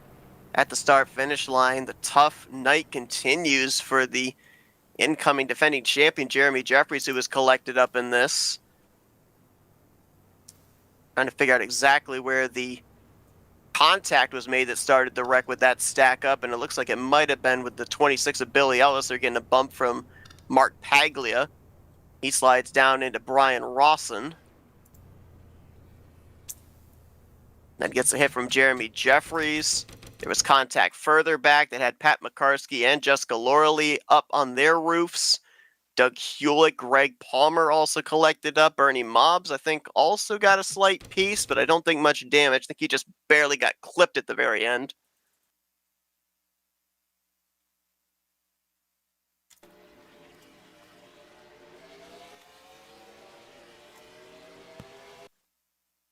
Yeah, the This is second what happens when incident you have there. a big stack up like that. Yeah, Yeah. the second incident was Knopsker into the back of McCarsky as they were all reacting to the checkup in front of them. It's just that domino effect, right? It goes a wave right through the whole field, especially when you got 40 cars out here. You can't, to your point, you can't communicate it quickly enough. No. Because it happens so fast. I mean, you could say I've lost a gear, but in the amount of time it's taken you to be able to get that sentence out 6-7 rows deep, have not gotten that message and not realized what's going on ahead of them. And like when you've got a league like this where there's going to be 40 out on the track, compared to some leagues that might have 20 to 25, that's very different. There's more room when there's only 20 to 25 drivers on track. But when you're out here, when you double that amount of drivers, it's like, yeesh. That wave gets so pronounced by the time it gets halfway through the field that you're just a sitting duck. Oh, I just thought of something amazing. There's no way they did that. What? There's a screen. It rotates from Tarnation TV to FRN. Oh yeah, on the pit road in the infield, I saw that as well. I've only seen it at FRN, and there's another version that obviously that John sent me that had the Tarnation one on it. I didn't know they combined them both. That's awesome. These guys are crazy. I Just just when you rode think on you've board seen with it Rodney all. Sullins, and I can confirm he did lose second gear. It was immediately an upshift from first to third.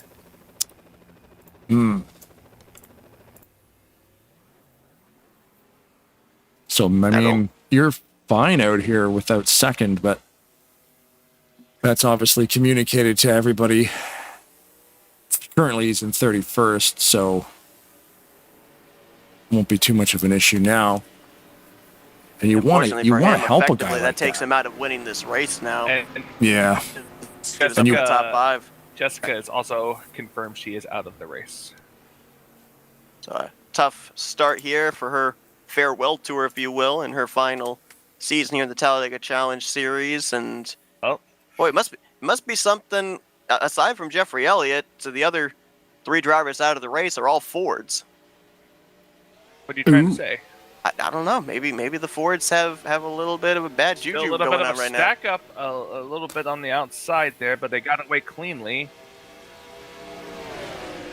So my projections was a little off. I thought this was going to be possibly our final restart, that we wouldn't have enough laps should we get another caution in the early going of this run to be able to get another restart. I think we're just barely in the window where if something happened on this lap, we would be able to get them back green at least one more time. But that window's closing quickly. Seeing Roberts in the 55 got into the 880 Greg Lovell there on pit road. I was thinking, gee, maybe there's some damage to the 55. Is he able to keep up? And it looks like he's doing fine, because he hit him pretty hard. And Greg's been tangled in a couple of these wrecks throughout the night. There he is, sitting in second. Speaking of Ken Roberts, there he goes around off the And nose of... if he stays down there, there will not be a yellow. Yep, we're still green. He went around off the nose of Grant Wesley. To your point there, Blaine, I think he was still up to speed to stay in the draft. I'm not sure if he had a car with the damage on the front end that could lead a line, and I think that might be why we saw that contact right there between him and Grant Wesley. He lost a little bit of that straight line speed off the exit of the tri-oval, and that was what had the 88 bumping him late there as they approach the start-finish line. It will be interesting to kind of find out here if Grant's going to have to serve a pass-through for that, since it didn't bring out the caution. And there's your answer. 88's making the dive to pit lane. So the driver who's led the most laps tonight, 29 laps, that effectively takes him out of the running of winning the first race of the season. Yeah, I mean, the damage to the front of the 55. I wonder if he had a couple of guys in front of him, it might have been okay. Yeah, he probably could have. I think he just didn't have a car that could lead a line. He had a car that could definitely follow. He needed somebody with a clean nose in front, and his might have been damaged a bit, right? Yep. But could he line the lead? That's the question. We have 63 set. This is the point where point of no return now. If another caution comes out, especially now coming to the line, that it will end the race under yellow. Yeah, that was a lot of smoke coming to pit road there. I think that was smoke from the 88 of Grant Wesley serving his... Metallic going to go to the inside now and make a move here. Comes to 712. Comes some others. Oh, caution's out! And the question is, did we take it? I think we might have. Hang on. The way they're fanning out, it looks like they did. Yep, I believe we did take it. What happened? I'm not sure. Single car. I saw a single car squirt out back there. I'll put it in, back it up here and check it out real quick. There's a couple laps left, so I'll make this quick. Well, barring any issue, this is going to give the race victory to Chuck McClure.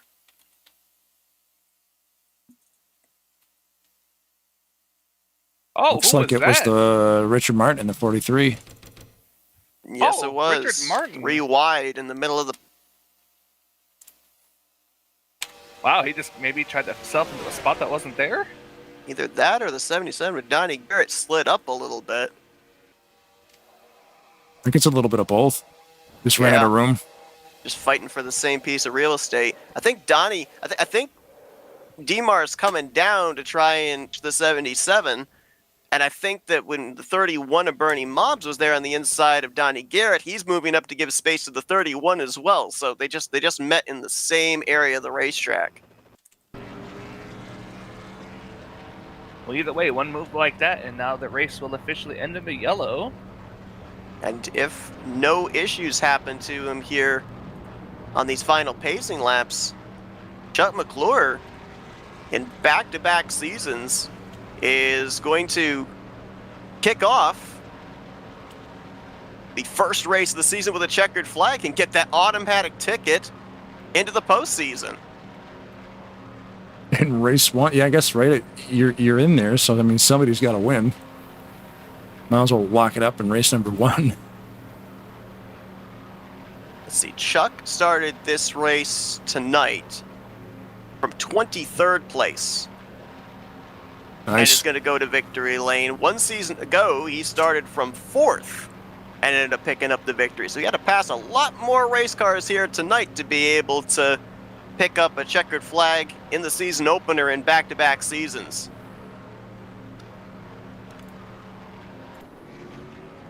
Chuck was a part of the championship battle in the Final 5 one season ago as well. I believe he was the first driver to lock himself into the round of 8.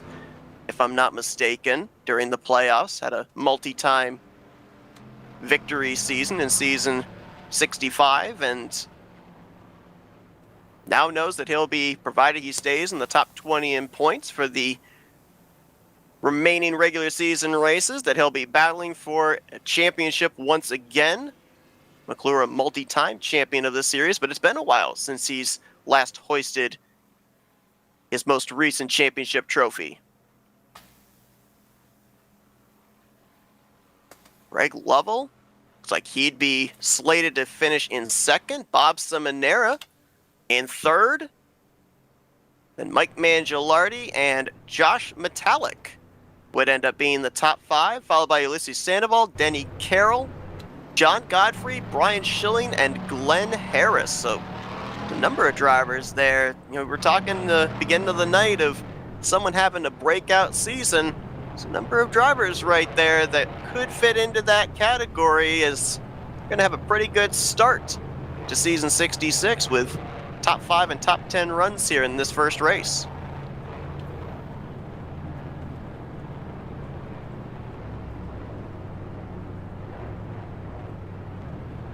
white flag gonna be over the hood of the gentleman Jack Daniels Chevrolet Camaro of Chuck McClure, 2.66 miles away from picking up his first victory of the season.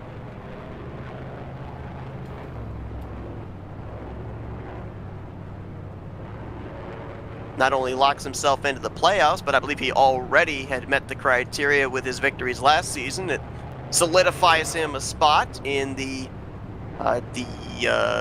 Rolling Thunder Gaming Super Speedway Series All-Star Race. That'll be at the conclusion of this season of the Talladega Challenge Series.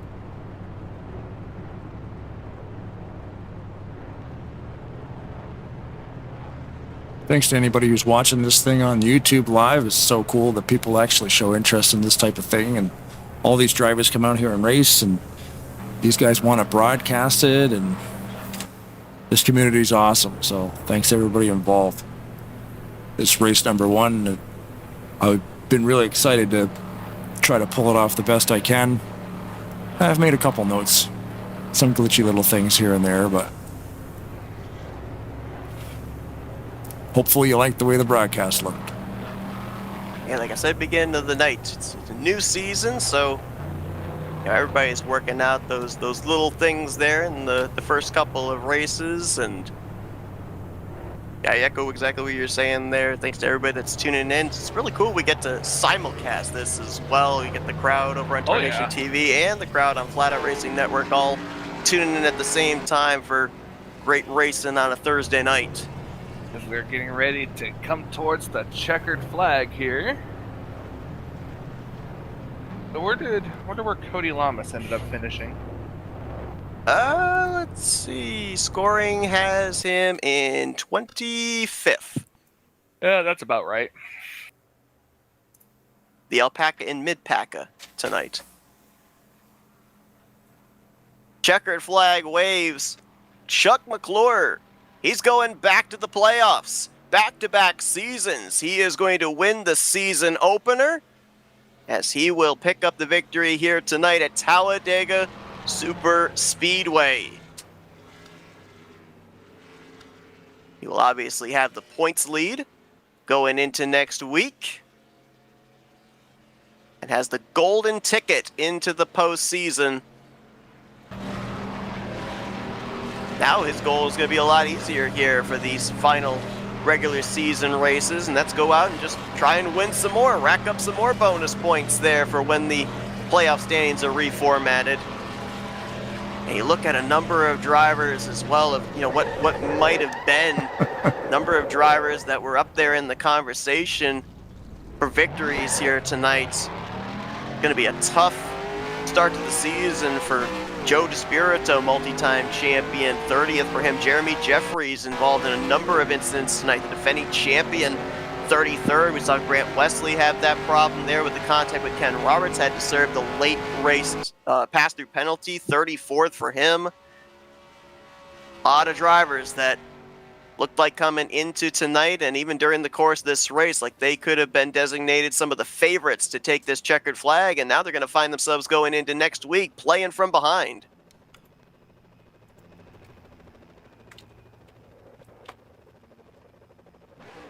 Well, McClure's done this a time or two, but he gets to christen the 4th version of Rolling Thunder Gaming's Talladega Super Speedway here with some victory burnouts.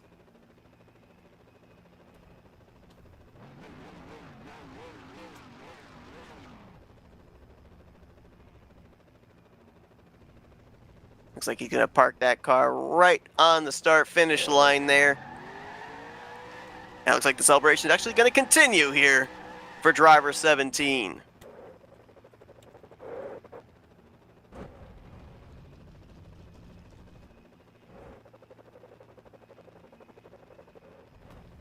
We'll be talking with Chuck down in victory lane here in just a few minutes, along with our other podium finishers. Yeah, I'm not exactly sure what looks like celebration has concluded there for Chuck.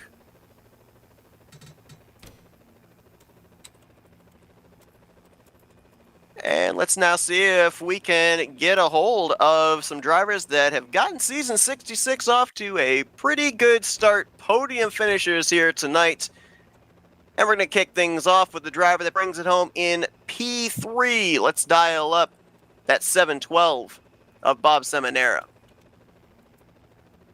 Hey, Bob, it's the guys up here in the broadcast booth. You got a copy? Yeah, I got you all. Who's up there? Oh, you got Blaine, Everyone. you got Michael, you got myself. It's a party up here. Yeah. How you doing, Blaine? Long time. Oh, hey, man. Yeah, good. I mean, this race is phenomenal. I can't believe we're using Tarnation TV to broadcast at Rolling Thunder Gaming. But yeah, it's been a slice. Yeah, that's awesome.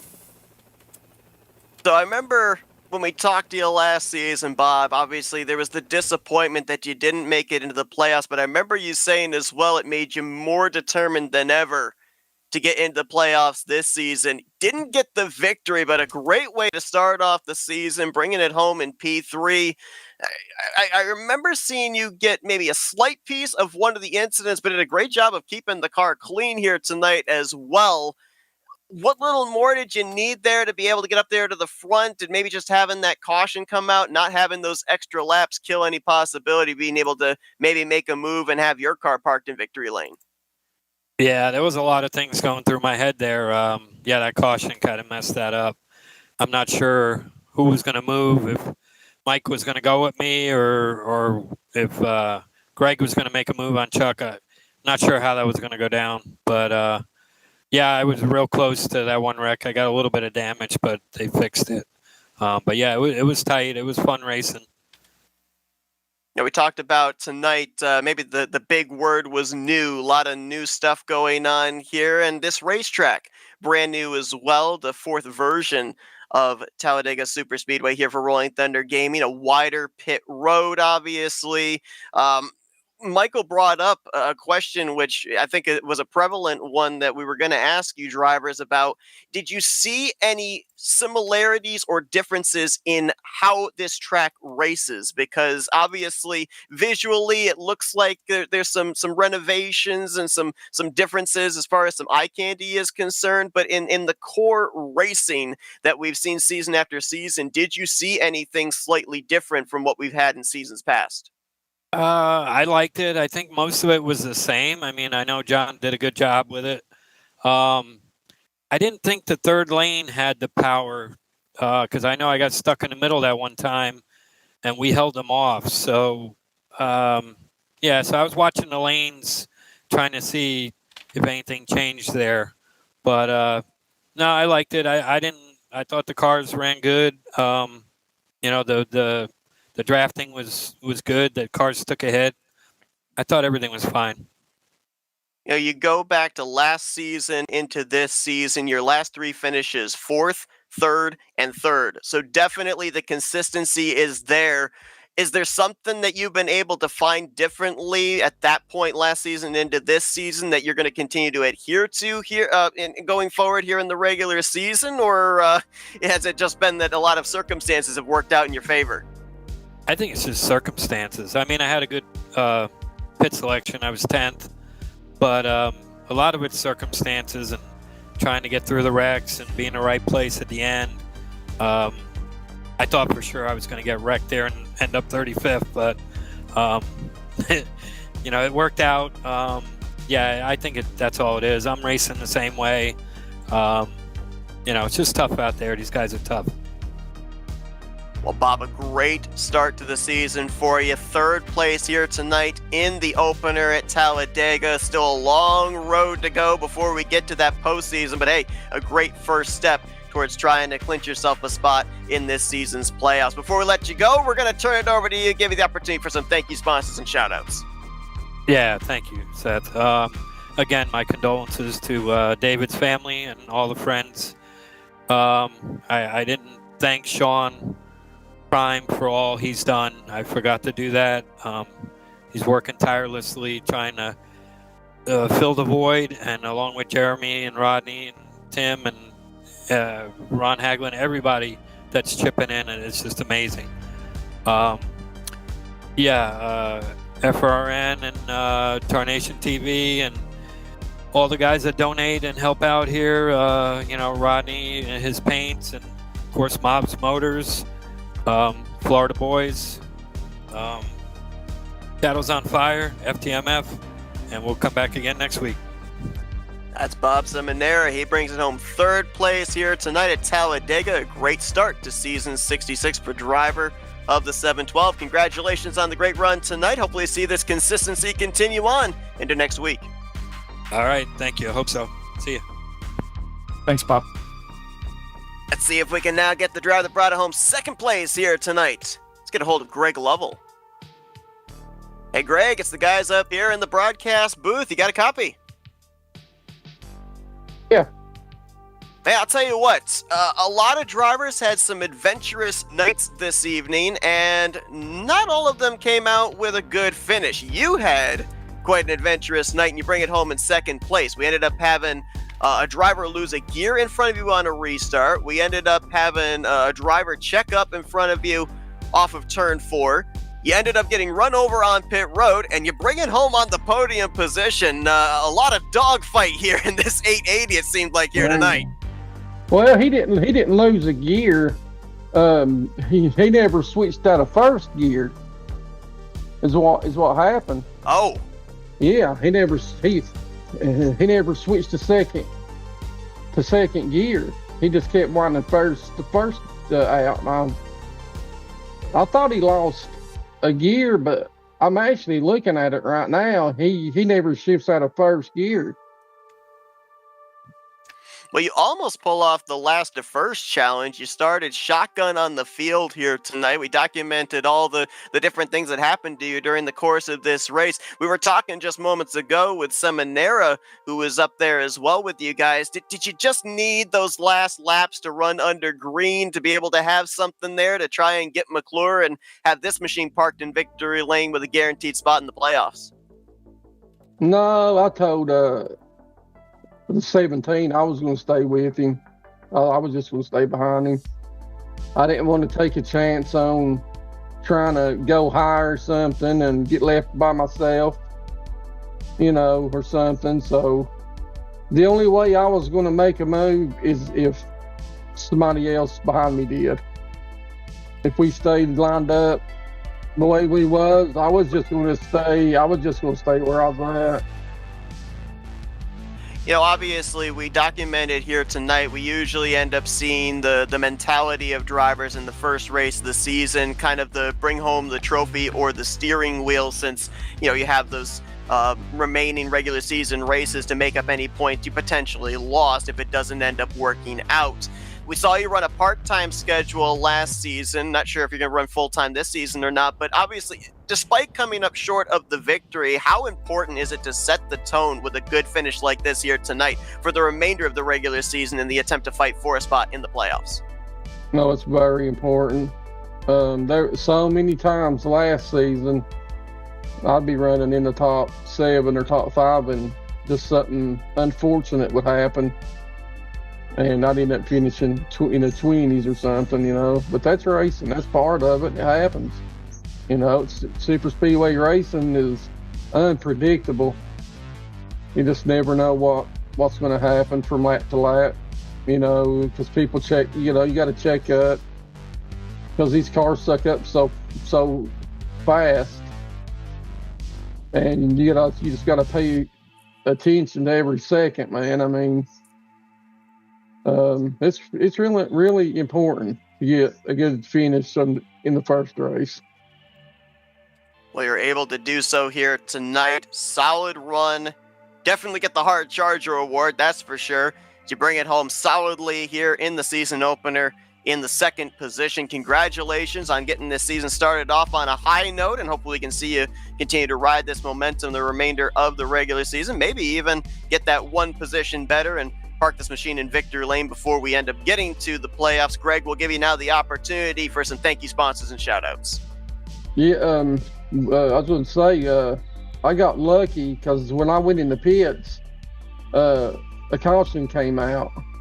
When I got hit by Ken, a caution came out, and when I came out, everybody had the pit. So that let me restart up in the top two or three. That was just luck. But I'd like to give a shout out to all the admins here at RTG.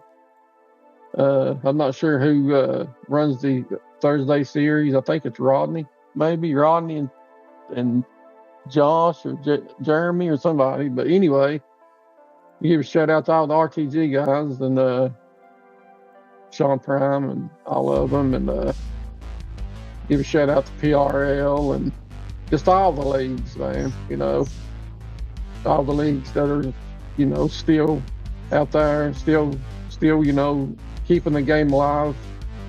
That's important to me. It is anyway. I've been doing this since, God, man, 99 or something like that. So, you know, all these leagues that can keep their doors open, keeps the game alive. And I'd like to give a shout out to you, Seth, and you, Blaine, and Michael. Is that Michael up there? Michael Norman? Yes, it is. Yes, it is. Yeah, just give a shout out to all you guys, and I'm gonna go back and watch the race, and like I always do, and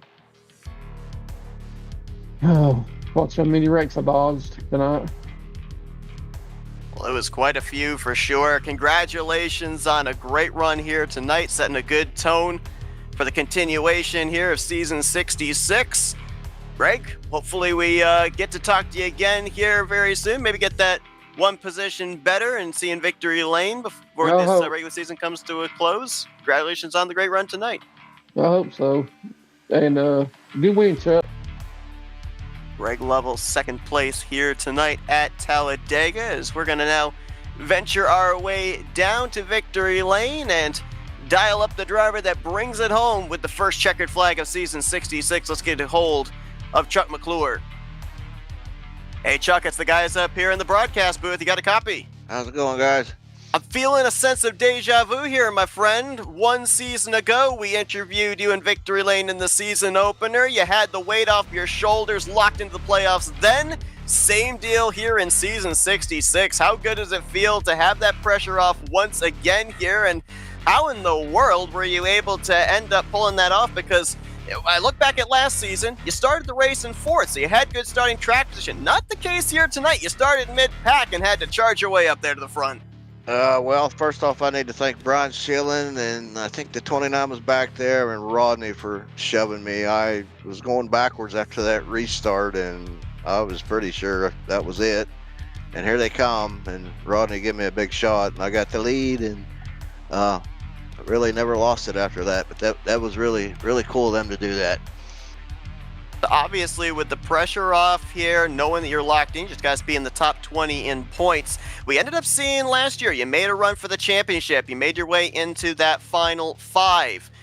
Here this season, anything similar or different that you do in terms of strategy here, the remainder of this regular season, as opposed to one season ago? No, just maybe not speed on pit road as much, and maybe try to stay out of a little bit more trouble than I was in last year. Just try to stay consistent and work with my teammates. You know, obviously we talked about a lot of different things here this season, obviously a different racetrack, some different parameters with pit road and everything, but it did look like a couple of things from last season rolled over to this season, one of those being the dreaded bumper grab. We've seen that quite a bit back in season 65, saw quite a bit of incidents of that here tonight.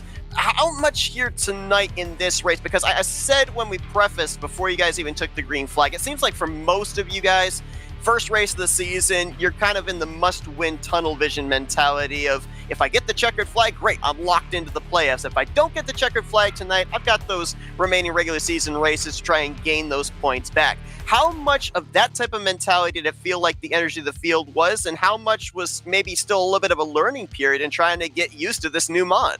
I feel like some guys are still learning. I learn every race, but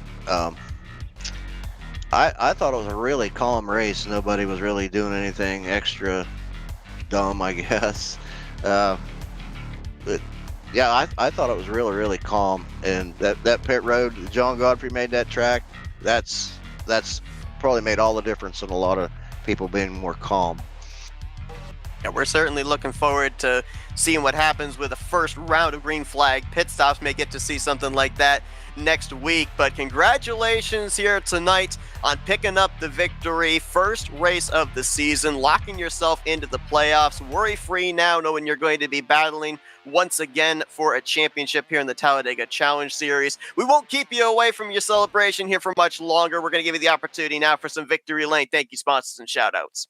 Yeah, first off, I need to thank Rodney. First off, the guys that donated to keep this televised. I believe he was a big part of that, and for the shove, and for the awesome car that he painted me. I told him it was fast and it was going to win races.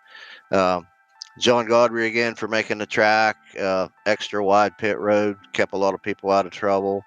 My teammates Tim, Brian, and Mark, they always support me. We support each other, and we have each other's backs anytime we get a chance. The admins here, they are outstanding. Anybody that runs this series and any other series, honestly, that we run.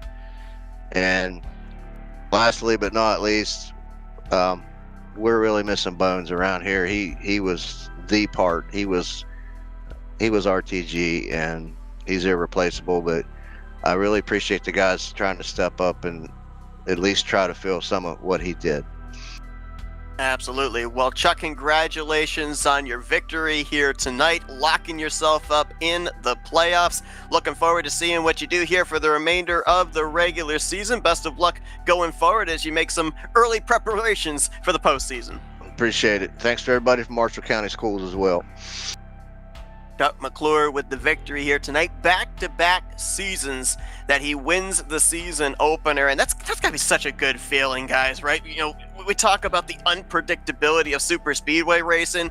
When you can go out there, take the first checkered flag of the season, and basically you just have to worry about staying in the top 20 in points, and you know you're battling for a championship. That has got to be such a weight off your shoulders, and maybe makes you a little bit more threatening in the following weeks, because now you can go outside the box in terms of strategy. You can be a little bit more aggressive in these races to try and get another victory or two before the postseason comes up. Crazy too, because all the stuff that happened in this race, and you look at McClure qualifying 23rd and Greg qualifying 42nd. You know, Bob qualified 10th and he ended up in 3rd, but those, like, that's crazy that Greg comes all the way from the back, Chuck mid-pack, able to dance through all that stuff, and then just be in the right place at the right time at the end of it all, man. And then, like you said, lock it up right now. Now maybe he can help out some of his buddies get those wins or get those points, you know. It'll be fun to watch. How many different lead changes did we have too? Because that was horrible for Grant, actually, because he got caught having to serve that penalty. 15 lead changes involving 12 drivers. Grant leading 29 of those laps, the most laps led tonight, but ended up in 34th because he had to serve that penalty. You know, something else I found that was kind of interesting and made me kind of chuckle was, you know, obviously when the drivers get behind the wheels of these race cars, they're in their office. They're in their comfort zone. We ended up having a total of 8 cautions here tonight. We had anything from bumper grab to missed gears. We had some massive wrecks. I think you needed to count on both hands the number of flipped cars that we had here tonight. Yeah. And we talked with Chuck McClure, and he said, you know what? It was a relatively calm race. I'm not sure what race he was in. Right, exactly. The first wreck was somebody did like 6 or 7 flips. But, you know, uneventful, according to Chuck. I think that. Hey, as soon as he got up there to the front, probably put some classical music on and was just logging laps there. He's just sipping the tea. He's like, just going for a drive. Pinkies up. Yeah, absolutely. Pinkies up. Just out for a little Thursday night drive. Yeah. Collect the pinkies. Just another day in the life of Chuck McClure, just winning races. Absolutely. He's been very good early portion of seasons of doing this, whether it's finding victory lane or finding good consistency. And now he's going to be able to build off of this here while everybody else is going to be looking for an opportunity to lock themselves in with a victory, which for one lucky driver could be as early as next week as we continue to run this regular season and putting together the 12 drivers that will battle. Well, I should say a minimum of 12 drivers that will battle for this season's championship. We can check one box off with Chuck McClure's name alongside of it here with the conclusion of this race. What's going to be interesting here as well, I think, is we mentioned about a number of drivers. Blaine, you documented Grant, Jeremy Jeffries, Joe DeSpirito, Jessica Lauralee on her farewell tour here, Rodney Sullins, who had the gear issue late. There's a lot of drivers that were looking to start out this season on a really high note, and circumstances from the second half of the race on obviously took them out of that conversation. It's going to be interesting to see how many of those drivers eye next week to be that comeback race, get those points back that I lost here in week one. If it changes up their strategy from the first to the second week, or do they go aggressive again next week? It's going to be interesting to see about that, because obviously, as Chuck said, there still seems to be some learning going on, but really love the new parameters of the racetrack here and everything, especially with pit road. Now, giving these drivers a little bit more extra comfort. Be interesting to see the aggression level, how much it changes from tonight into next Thursday night. I'm wondering, did we do knockout qualifying today? Was there too many people trying to join? I believe we ended up having we had the potential of knockout qualifying, but one driver withdrew. So I believe we actually had the exact number of 40 cars. We didn't have to send anybody home. Because I'm thinking we hit it perfectly then, because usually when it's full with 40, that means we usually had a knockout. So yeah, we'll see what happens next week. It's always great. The Talladega Challenge on Thursday nights. It's been here for a long time. It doesn't look like it's going anywhere, because when you're still pulling 40 people on a Thursday evening, I mean, you can't compete. No, absolutely. And yeah, with these full fields as well, every Thursday night, a lot of points on the table as well. Drivers have documented much more pressure to perform, knowing that you can gain or lose a ton of positions in the standings with a good or a bad run with these massive fields that we end up getting. Well, so Blaine, I gotta say here for the FRN side, loved when we ended up having this put together, the opportunity to be able to have the Tarnation TV and Flat Out Racing Network come together here for Thursday nights. I think tonight was incredible, and it just got me more hyped for the upcoming Thursdays that we've got here for season 66. Yeah, we got to think of sponsors too, like Rodney Sullins and Redline. What was it again? How come I can't read that? It's right there on my notepad, and I'm gonna miss it. I'm sorry, Rodney. I keep. Where did I put it? Redline Performance Motorsports. I'm such a sloppy writer. It's RPM. I think what's throwing me off is the Redline part. But anyway, RPM, which is Redline Performance Motorsports, and Rodney Sullins for funding the broadcasting. And for kind of coming up with the idea, like he contacted you and I of like, hey, what would you guys think of this? And we were like, yeah, let's do it. So yeah, man, from my side too, being able to pretty much kind of like produce it. I don't need to talk as much, and I can concentrate more on what you guys are talking about and be able to show it in a different way sometimes. And it's got like I said before, it instantly got the gears turning in my head of what can I do now that I can just listen to the race, watch the race, and maybe add some different stuff to it. So got a couple fresh plugins for OBS to get some neat little zooms going, and and then after doing it tonight, you think you thought of everything. I've written some more stuff down that I might want to try next week. I didn't want to put it all on the table tonight, just in case we had massive system failure. I wouldn't have to kind of go through 100 different layers of stuff. But hopefully as the weeks go on, people keep tuning in, and I can keep changing it up a bit until I get it where I like it and work out all the bugs.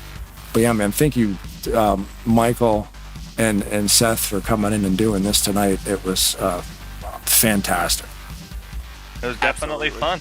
Absolutely. And thank you to everybody that tuned into our coverage here tonight, whether you watch this over in Tarnation TV or on Flat Out Racing Network. We're going to be back here with you guys next Thursday night, 9 p.m. Eastern Standard Time. That's true. We are. Michael's going to be swapping out. We're going to have Kyle joining us in the booth next Thursday night. as we continue on season 66 of the Run Thunder Gaming Talladega Challenge Series. Chuck McClure is your winner here tonight. We'll see you guys next week for the continuation of the season. As for Blaine Donlin, our producer, Michael Norman, I'm Seth Cole. We'll see you guys next Thursday night. Thanks for joining us here this evening on Tarnation TV and FRN.